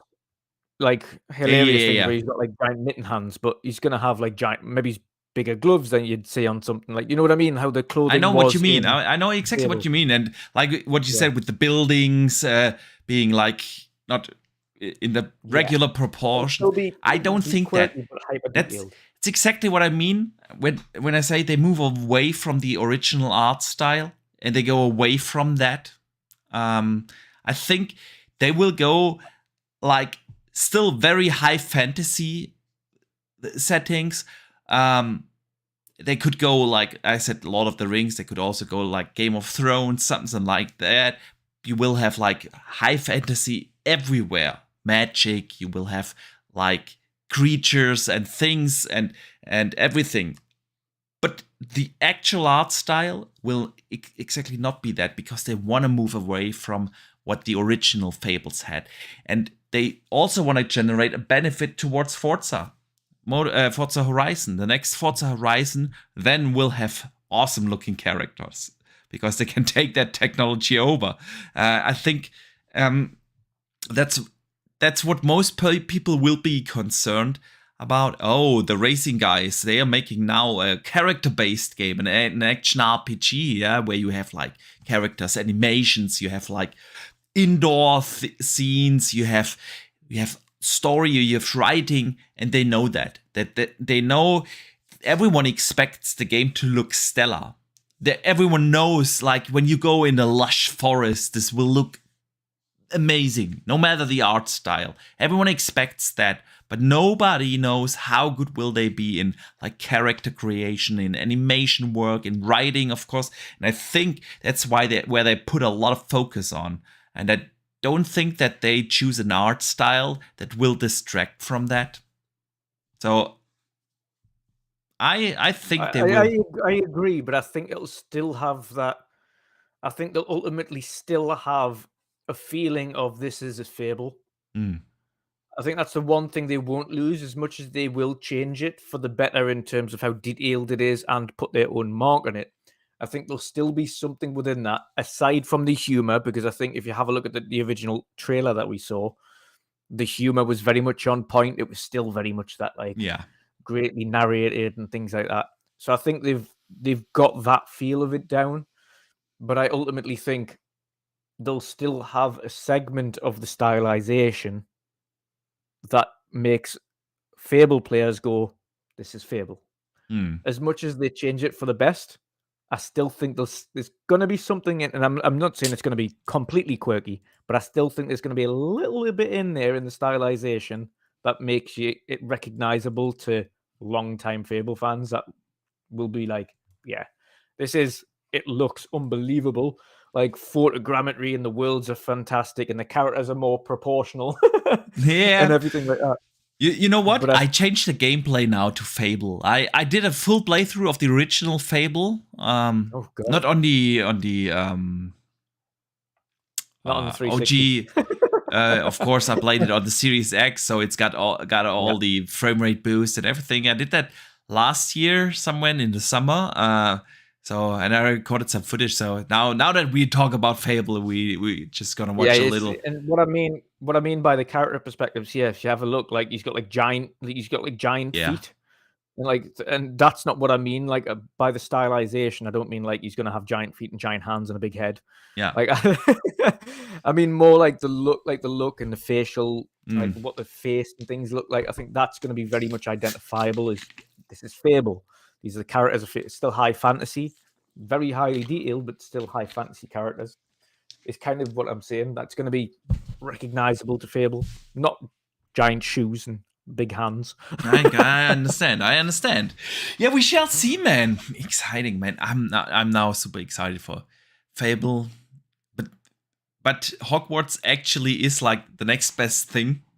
It kind of feels like that. It is. It has this vibe. Especially if you're looking forward to a fantasy game, I think it does kind of give that. Of course, aside from going to lessons and things like that, I think it's more the world that they've created for Hogwarts Legacy is the same kind of mysterious high fantasy world that you would expect in a Fable. Of course, the humor aside, the British humor. Yeah, indeed. The British humor, you could already tell from the little teaser trailer, with the fairy and the frog. I'm telling you, that's gonna be their new chicken thing. Yeah, like eating fairies or something. It's gonna be their new kicking chickens thing. Although that will be in there as well. Or collecting frogs or something silly, or kicking frogs, or Man, we could speculate about Fable for an entire podcast. It is. I mean, it's again the same for me. We've mentioned this many times, but where others have concerns over Playground doing an RPG over a racing game for the first time ever, I don't, because Playground have never not produced Delivered. great.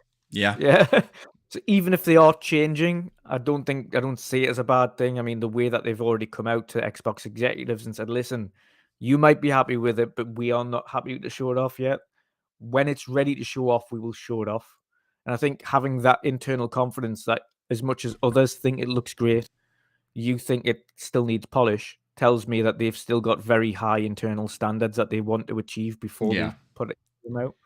I mean, a couple of years ago, they came out and said they want to be in the same level as a Naughty Dog and they don't want to just do they don't want to just do racing games all the time. Like they love doing Forza Horizon, but they want to be able to push on and do other things. Exactly, and that's their breakthrough game where they are more than just probably the best racing game developer at the moment. I don't think there's another racing game developer out there that is on that level, and that includes Turn 10. Honestly, Turn 10 has to prove a lot. Absolutely. The level of content, the world detail, the size of the game that you get, it's second to none. There is no other racing game that provides that as yet. Yes, indeed. Tronty J sends in a $2 super chat and says, hey, when will we see Indiana Jones? He sent that super chat in a while. 2025. Yeah, I don't know. I have no idea. It's so weird. Listen, Machine Games, when was Wolfenstein 2? That was 2017. Well, that's the thing. Do you expect Wolfenstein next, or do you expect exactly my train of 2017? So 6 years ago is when they released their last game. So we have to ask ourselves, what have they been doing? Yes, they have been supporting the other. What was it called with the two sisters? The other Wolfenstein that nobody liked with the sisters. Yeah. They've been supporting that, which, by the way, wasn't that bad. It was okay if you played it, especially if you played it in co-op. It was definitely worth a playthrough. Wasn't on the same level, but yeah, that wasn't done by Machine Games in the lead. Of course, they supported, but it wasn't done. So 6 years. What have they been doing the last 6 years? If they have been working on a Wolfenstein 3, and that's why I said earlier, we might see the next Machine game, whatever it will be, Wolfenstein 3 next year. I mean, then it's 7 years. In 24, it's 7 years since they released the game. What have they been doing for 7 years? They haven't been sitting around doing nothing. I think Wolfenstein will be the quickest one to release. I think Indie's a far bigger project. That's the thing.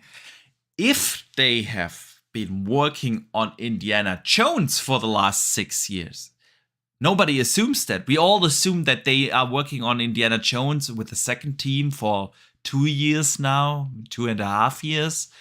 The game was announced 2 years ago, and that was basically where we all assumed that this game kicked off in development. But it's still the question, what have they been doing the other 4 years? If they started 2 years ago with Indie, what have they been doing the 4 years before that? And I feel like this is gonna be Wolfenstein 3. I agree with you. But if it's not, then we will see Indie, of course, a lot faster than that. But I think we will see 24 the next Wolfenstein game. I do think we will see it on the next tech engine. It will be the first time that Machine Games is gonna premiere the new iteration of the Wolfenstein engine. A lot of bold predictions here. No insider knowledge, just predictions. Yeah. So that's what I assume. And we will see Wolfenstein 3 next year, because then they can move on the entire studio into full production. I assume that indie was now 2 years, 2.5 years, maybe 3 years in pre-production, something like that. And then they move on after the release of Wolfenstein 3 into full production of indie, and then we will see indie in 26 or 27. I think really that this game is that far out. But that's just me. Also, Todd Howard is doing that game. He's the director of that game as well, and he's busy with Starfield at the moment. So there's only so much a Todd can do. Yeah. Yeah. Yeah. So we don't know, man. We don't know. Dutch, we have another topic, or do you want to move on directly to the community questions? Yeah, let's get one more topic out before we do community questions. Okay. Go on. Okay. And this goes out to Jess Corden, our good friend, over from Windows Central. Is it about a Windows phone? Is that what the topic is? It's not about Windows Phone, but man, I there are sometimes points in my work life where I do miss Windows Phone. We had at work we had Windows Phone. Privately I always had like Android, yeah, but at work we have had Windows phones, and a couple of years ago we switched over to iPhone. So now I have an iPhone at work. I have an Android at home. And I do have to say there are certain things that I do miss on my iPhone when I compare it to Windows Phone. And I know a lot of people would say blasphemy and so on, but for the business things like managing your contacts, getting your appointments out in a calendar and getting it synced with Outlook, and things you do on a daily basis when you're in a work environment. I'm not talking about cool apps that I can use also. Yeah, of course. But for these business kind of things, writing emails, getting appointments in your calendar right, and getting contacts sorted, that's what you basically do most of the time on your business phone. Yeah. Honestly, that was Windows Phone's strength. But yeah, that's not the topic. That's not the topic. The topic is Ubisoft Plus. Because according to an article from Chess on Windows Central, it could come sooner as we think. Hang on, I lost my notes. Damn it. Where are my notes? There we go. The article says Ubisoft Plus is potentially right around the corner. Jess posted that article 3 days ago.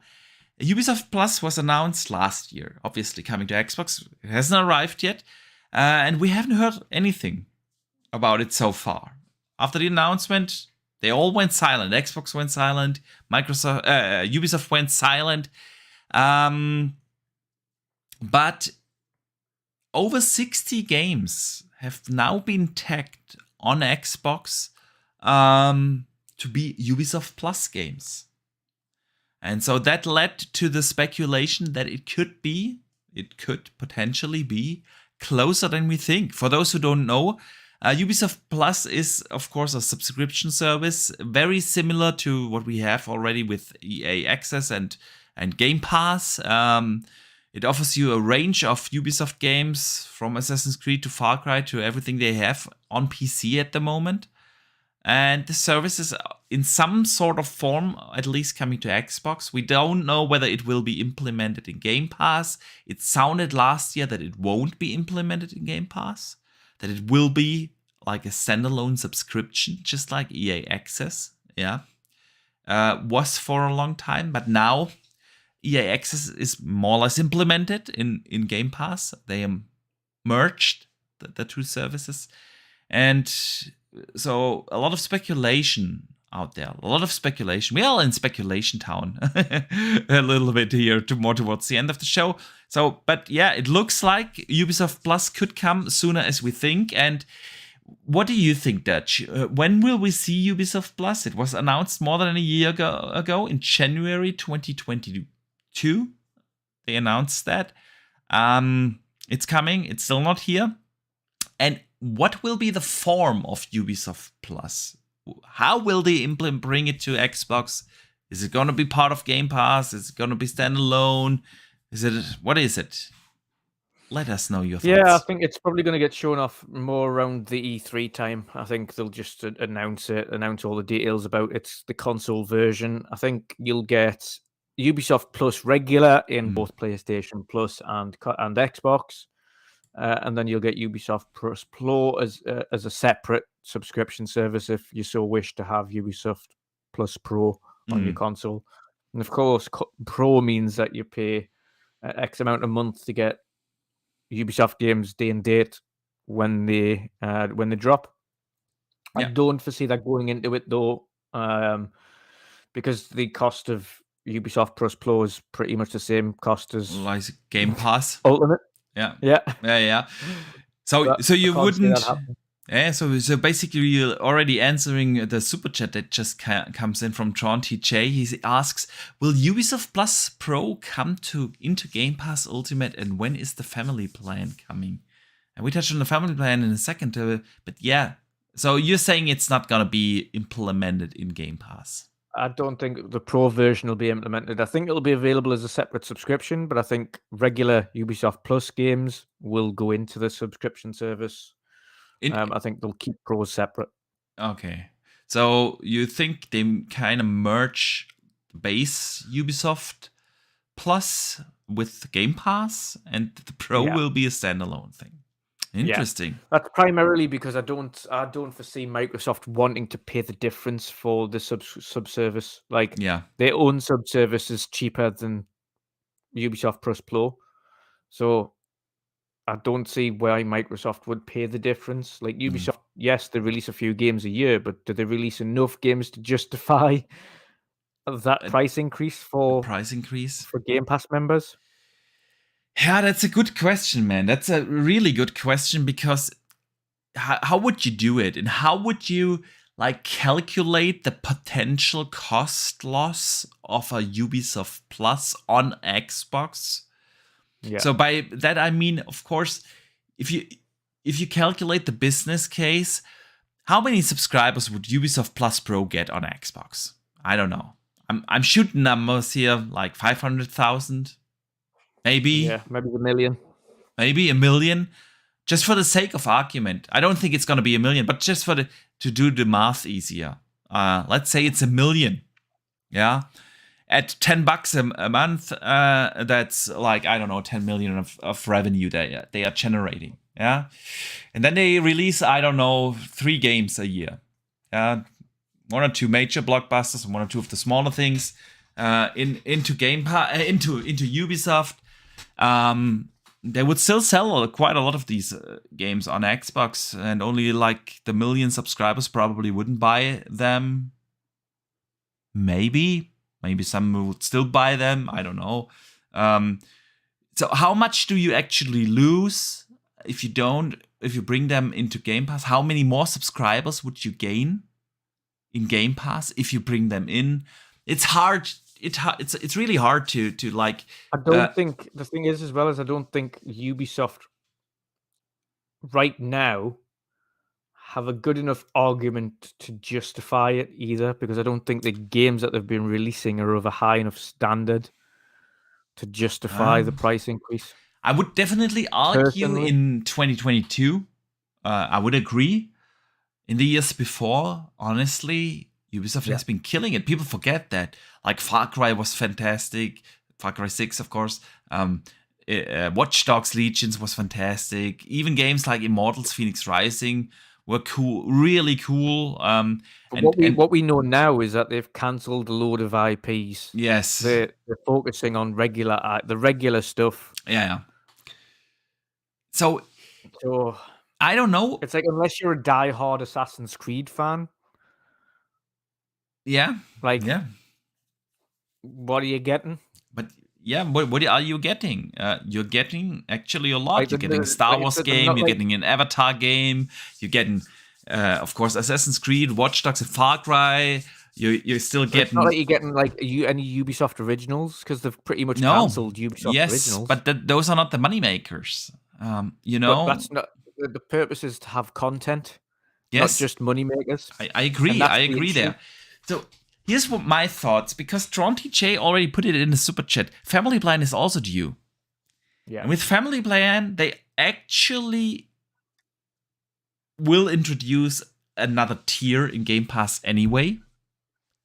So what if they combine that with Ubisoft Plus Pro?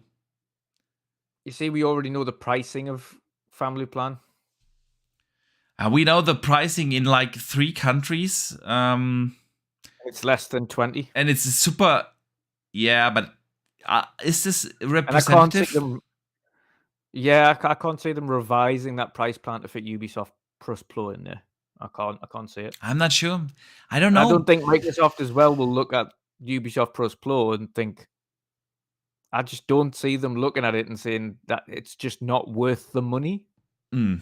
Like, to pay out. I don't see Microsoft looking at that and saying, listen, we understand you've got 5 Assassin's Creeds coming out in the next God knows how many years. You've got Avatar, you've got the Star Wars game, but realistically, how many of these games are we getting per year? Yeah. Realistically. Usually Ubisoft released outside of 2022. Everyone skipped 2022, it feels. They have released at least 3 major games a year. Okay.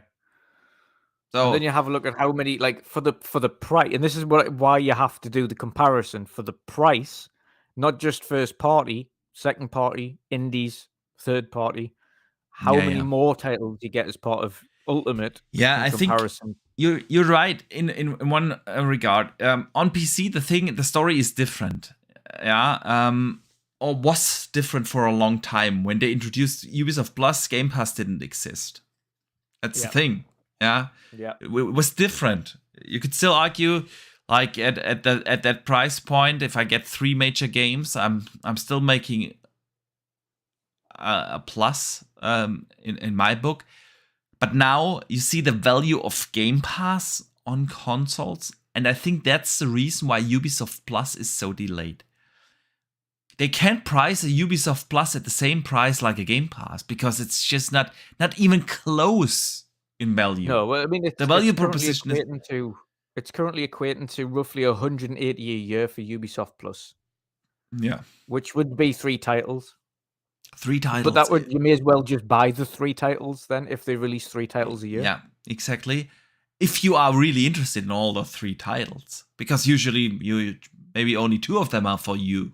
The third one is just a nice giving. So, and if you look at the value proposition that Game Pass has to offer, I don't think it makes sense at the price point, and I think that's the reason for the delay, because Ubisoft is trying to figure out what do we do. They are probably asking themselves exactly the questions we are asking ourselves right now.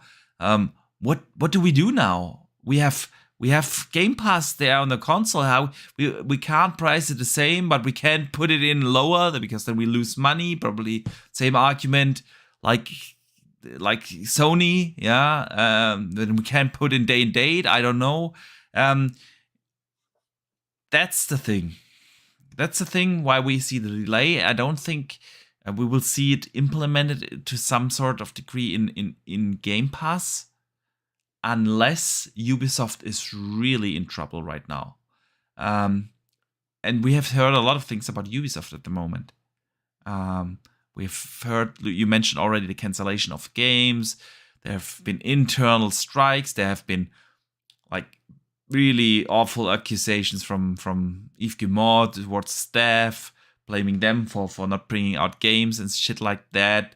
The stock price is on a record low. So it could be that Microsoft now comes in and they're not picking up Ubisoft. I don't think so. We've discussed this before, Dutch.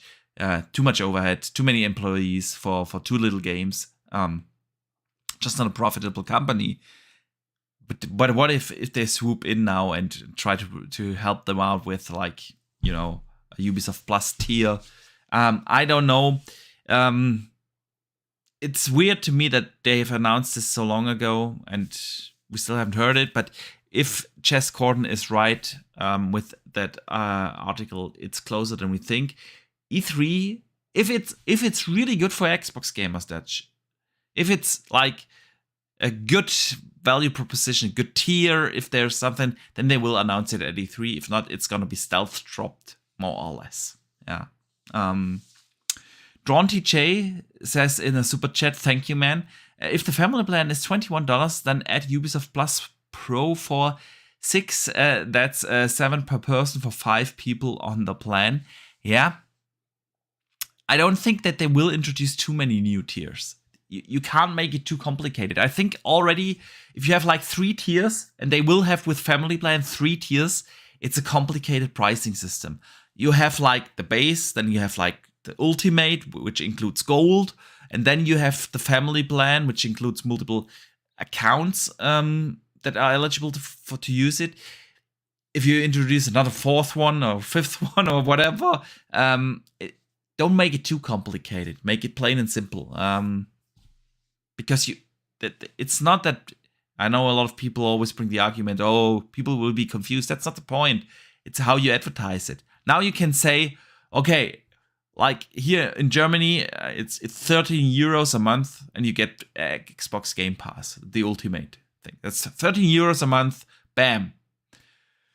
But how do you argue if you have like 3, 4, 5 tiers? Oh, it's from $10 to $21 and everything in between, depending on. And I know that Netflix has multiple pricing points, but at the end, I think keeping it plain and simple is always the better way to go. What do you think? Absolutely. You need to keep it simple. This is the whole argument we had when Xbox released multiple consoles, and people were like, oh, no. It's going to get so confusing for people. You think that's confusing? Having like 7 tiers of subscription plans for the same stuff, but with more things every time, is going to get ultra confusing. Like PlayStation has 3 tiers, Xbox has 3 or 4 tiers already. They've got Game Pass Ultimate, Game Pass PC, Game Pass console. Like, and then you're muted, by the way. Oh, sorry, I was muted. You're absolutely right. And they still, like you said, they have still gold. That's basically the 4th tier. Yeah. Yeah, and then the family plan, and then family plan plus whatever it is. Yeah, exactly. It's too many. Too many. I agree there. Either find a way to implement it in one of the existing tiers. And with the existing, I mean, of course, the family plan will come eventually, included there, or in Ultimate or something, or just let it be a standalone and a failure, probably. I think the family plan would be the only one you could realistically get away with putting it in without increasing the price of everything else. Exactly. If you introduce the family plan from scratch, having not officially revealed the price. Yeah. The CMA kind of said it's going to be roughly around this, but then officially announce it, and as part of the family plan, you've also got Ubisoft Plus Plus Pro within that. Yeah. And it's costing $25 a month or something like that. Something like that, yeah, whatever. You can already price in the Ubisoft Plus costs without people actually noticing, because it's a new introduction of a new tier, and you can already price it in. So, and it probably would also be an incentive for a lot of people that don't need the family plan to still upgrade to the family plan. Yeah. So, might not be the worst idea. I don't know. But we don't know the numbers, Dutch. That's the thing. When we sit here in our gaming rooms, in the chairs with a mic, we are playing like couch CEOs. And at the end, there are a lot of people spending a lot of time and having a lot of actual hard data on the business cases and everything to come up with these ideas. So, yeah, we shall see, man. We shall see. Dutch, let's move over to some community questions.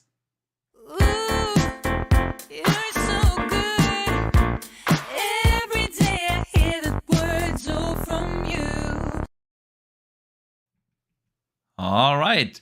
Community questions, my friend.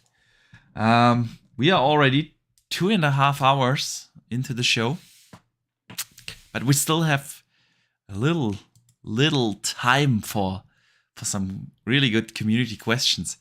Dave Ramos sends in the first one, man, and says, have either of you hooked up your PC to your TV for couch play with Bluetooth controllers? And what has been your experience doing that versus consoles? Good or not good? Want me to go first?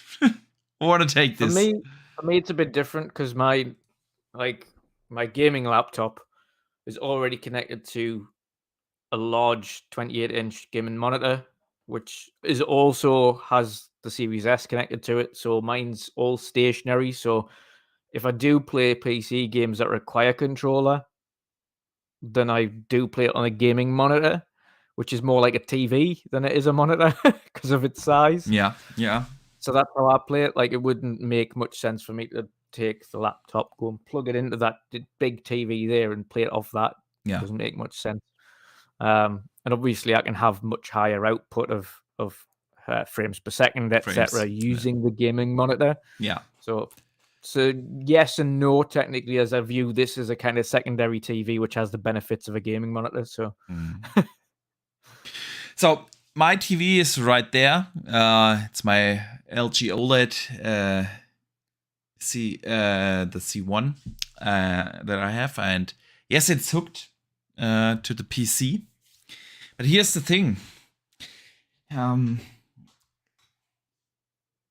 You always have to like kind of turn off the actual monitor on the PC when you play on there, because having dual screen takes up so much resources. So what you gotta do is always manually go to settings, turn off your main monitor, just leave the TV on. That's one thing. It's a little inconvenient. Then you have the problem that the PC is still if you turn on the PC, it still recognizes the TV even though it's off. So what I have to do is, when I only work on the PC, I have to unplug it. I don't know a workaround about that. It will always recognize the PC at the TV. So yeah, it's a little hassle there, and it's a little inconvenient. Then you sit over there on the couch, and it's not even far. I know to my desk, but when you sit there on the couch with the controller, and you need to get out of the game for a second, you have to go to the desk, get the mouse and keyboard. And yes, I know I could also take the mouse and keyboard over there and put, I don't know, a table in front of the couch or something. Little inconvenient. I do that from time to time because when I do it, the experience is great. Of course, it works. Fantastic. Yeah, I don't use Bluetooth, by the way, for the controller. I have like the Xbox dongle because the latency is significantly better if you use the Xbox dongle on the PC to connect your controller. I also play with controller here on PC, so when I sit here. So yeah, most of the time when I game on PC, honestly, I just don't do it on the couch. I just do it in front of the monitor. Like you said, frames are better than, well, they are not better because it's the same if you only have the TV hooked to it. But the refresh rate is of course higher with my 250 hertz monitor here. Simply a different thing. And the main reason is the convenience thing, like switching back and forth displays and everything. It's what it is. It's just not as convenient. So, but most of the time I still, even though I have a very capable PC with my 3080, I just prefer to play on console. It's because of convenience. But that's just me. We have covered actually a couple of community questions. Ferris MD asked us about our opinion about $70 price point for Nintendo games. Sith Lord asked what was our favorite announcement from the Nintendo Direct. think we also covered that pretty well. Steve, aka Xbox B, also wrote, how optimistic are we that the deal will close soon, the ABK deal? And we also covered that. So I want to move over to Andrew Sauce. And I like that question because it's not Xbox related. Sometimes we like to chat about other things. He asks, what are your thoughts about the Last of Us TV series? Yeah, it's good. It's good. I mean, I don't... especially the last episode, not 3. Was it 3 or was it 4. I think the last was 4. 4. Okay, so episode 3 I really enjoyed. An entirely different style. A lot of people didn't like it. A lot of people loved it. I thought it was very well acted. A very heartfelt episode. Nice story to it. Overall, it's extremely high quality. The series itself, very well acted. I'm glad they're going down different routes, because at first it was pretty much just a carbon copy of the game. So I knew the story inside out. And I was like, if I'm just going to be watching the story of the game that I've already played, then like I'm not going to be in a rush to watch it all. But I am thankful that they're kind of divesting and diverting and expanding on certain characters and giving them more of a backstory and giving extended episodes to these things. So yeah, I'm actually really enjoying it so far. Really enjoying it. Good. That's good to hear. I can't speak on it because I haven't watched it yet, and not because I don't like or don't want to see it. I really do. I hear nothing but good things. It is behind a very, very, very high paywall here in Germany. And I don't get a monthly subscription that is almost 30 euros just for one series. I just don't do it.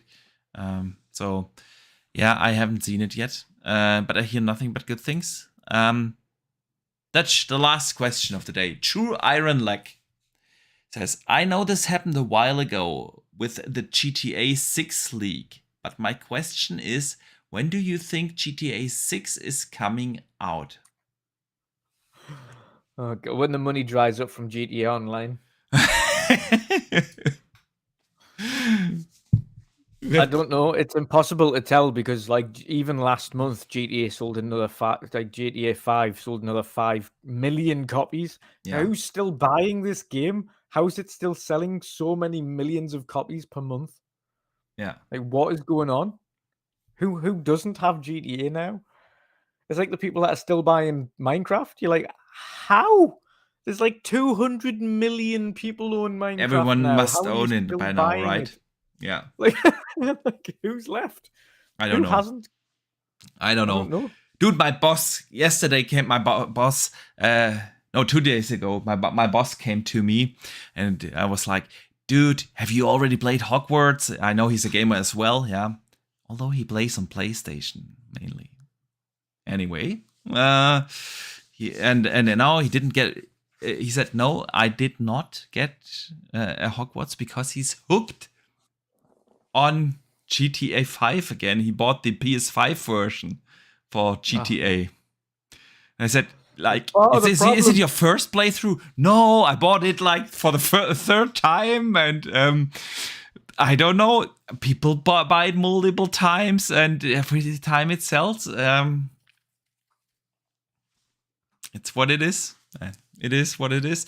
So yeah, but I think Rockstar is also thinking about when it makes sense in a console life cycle. It doesn't make sense in the first 2 years of a console life cycle because attachment rate is simply not big enough. Does it really make sense towards the end? For them, it always makes sense. So, but I don't think that GTA 5 has like the breath left to wait till the end of this gen. So I think it will be mid of this gen, because then they can it'll be just after the halfway point. Yeah. I think it'll be like more like the gen has like 3 years left. Yeah, so we are talking then 25-ish. maybe something. 26. I Maybe. think this the reason I say 26 and this gen being, I think this gen will unfortunately be longer than it should be, down to the large delay we had on actually starting the gen properly. Mm. Like we're only now getting True current next gen gen games. only games, and it's 2 years into the life cycle. But is that so uncommon? If you look at the last, Yes, is it really? Is it really? it's usually like within a year.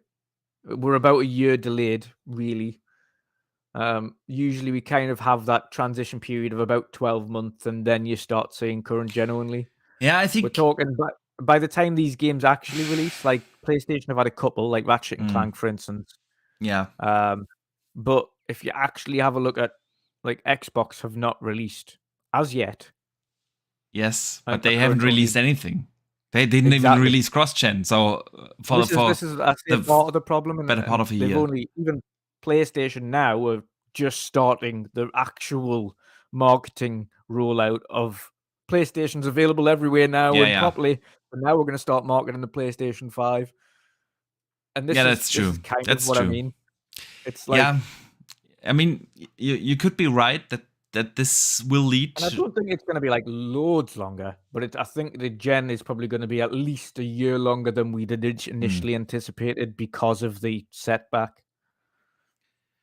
Yeah, yeah, that could be. That could be. It's not to say we won't also have refreshed consoles in that Oh, period, because we will have them. I have exactly, it. You know exactly. that. I have no doubt that we will have them. But Yeah. I agree we will have them a year later than they used Yeah. to or were planned originally. So yeah. Roshan Eppinger in the chat says, I think we need new consoles sooner than later. I'm getting used to being closer to PC. It's what I always say. That's why we will get a mid-gen refresh. Yeah. If you just look at how fast technology moves on PC, you can't afford an 8+ year console cycle anymore. Yeah. Imagine your phone is 8 years old. Like an 8-year-old iPhone or Android, impossible to use. Why would you do that on gaming? On the console that you love? It doesn't make sense. So yeah, I have no doubt we will get a mid-gen refresh. If we use the blueprint from last gen, we would get a PS5 Pro this year, by the way. 3 years into the PS4 generation, we saw the PS4 Pro. That was 3 years into the gen, and that's this year. If we would apply the same blueprint. Yeah. Yeah. So, yeah, we shall see, man. We shall see. Infinite Umbra, our good friend. Man, shout out to Umbra. We need to get him back on. I need to get in touch with him. He sends in a $5 super chat. Thank you, man. He says, speaking of The Last of Us, me, Riskit, and Kea Santa debates about episode 3. I pointed out that while a great episode in his opinion, it was largely filler. Dutch, you need to take this one. Yeah, I've kind of already replied to it, and he agrees. Again, I agree. It is a great episode. It was really well acted, really good story. Yes, it was filler, but I think it's also kind of essential to differentiating between that and the game. So, of course, while opinions differ, people just want to see how they redo the game as a series, and I appreciate that. But I also appreciate these differences between the game and the series that expand upon that. Of course, if you have a look at it from the outside in, from someone who might not have played the game before, it's an entirely new story anyway that they haven't experienced before. So whilst it is filler, it also gives some backstory to Joel as a character, who those people were. While in the game, Ellie had better interactions with those characters, and you had a little bit more of a backstory to them. In the TV series, she didn't actually know them in the TV series, which is a different side of it altogether. So there's a difference there. But overall, yeah, it's filler, but I expect to see more of it one of the things I would have liked to have seen was, I think, the second episode where they explained the source of the infection originally. And I would have loved to see that initial outbreak in Malaysia where it booted off for the first time, and you see how they handled the outbreak and how it really went south before it hit America. But you don't see that. You see more of the explanation. You see how terrified the woman is, and she's saying, listen, the only way we can stop it is by just bombing the entire thing, and we all die, because otherwise that's it. It's the end of humanity. And then that's when the episode starts, and it cuts off and just doesn't elaborate further on that. Personally, I would have loved to see how that actually unfolded and seen more of that as well. But I like that it's differentiating itself slightly from the original story, enough so to give more credence and backstory to the original characters. Where people hated Halo was because it was all new story. It included character names and people you knew, but it had nothing to do with anything we've ever seen, which is what people hated. And people wanted to see Halo and the original Halo and how Halo was, and hated it being far too detached from what they thought it was going to be. Whereas I didn't mind it being detached, although there were some episodes that I hated because it felt completely disconnected. Like, wildly, it felt more like a Star Wars than it did a Halo. Okay. In certain episodes. I think with The Last of Us, having been able to elaborate on backstories of characters, for the fact that this isn't just for those who have played the games, it's also for people who've never played the games. Personally, I think it's, if done correctly, The Last of Us could be ultimately more popular than the likes of The Walking Dead if they do the story justice all the way through and they tell it in their way, while sticking true to both the story and adding enough of this filler content to elaborate on some of these characters a bit. Yeah. And I want to watch the series now. Damn. I can get you. I mean, we can sail the seas. I can certainly sail the seas for you if you want that particular link. Let's talk about that in the green room. Yeah. Yeah, man. Dutch, it's been a pleasure as always. What a fantastic show.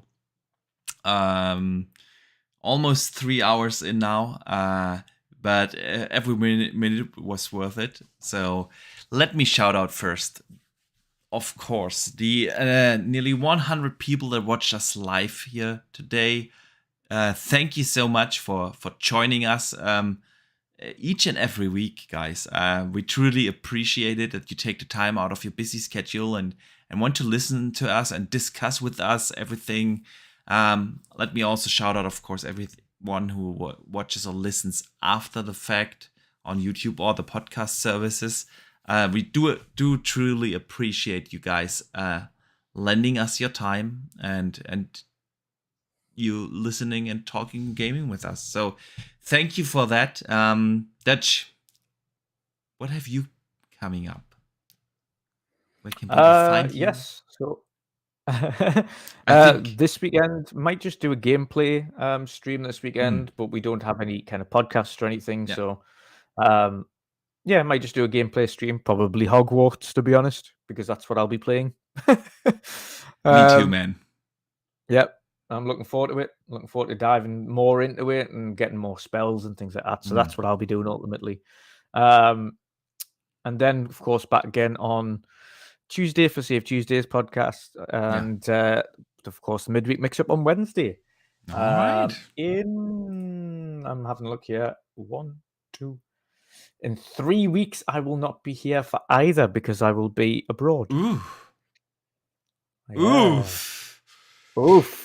So first and second, the podcast for myself, the midweek mix-up, and for the world of gaming, I will not be here. I might try and sort out some kind of pre-recorded midweek mix-up for the Wednesday. Of course, Boxy will have more than enough to get a standing co-host for 1 week. Oh, yeah. We will manage. We will manage, but it will not be the same. It will not be the same without you, man, it will only be half an episode without you, man. But of course, I understand. No problem. We'll sort that out. Let me. By the way, if people don't follow you already, I think they're doing something wrong, and you can rectify that by clicking into the show note description. You will find the link for Dutch and everything he does there. I want to say a big thank you to all the super chats that came in today. We truly do appreciate the support. Means a lot. Shout out to the channel members that support us every month. Means a lot. Again, thank you guys for watching and listening to us. We're gonna have an awesome show next week with Gaming Forte as a guest. Can't wait to have him on. It's been way too long since we chatted directly to him. So it's gonna be a fun one. And other than that, you guys know where to find me on Twitter, on Xbox, on PlayStation. It's everywhere, Boxenberger. Hit me up. Let's talk about gaming. And over the weekend, we will play the heck out of Hogwarts Legacy. And next week, you will see here a lot of footage with my optimized console settings. So that's going to be good. Other than that, I see you guys next week. And don't forget to game on.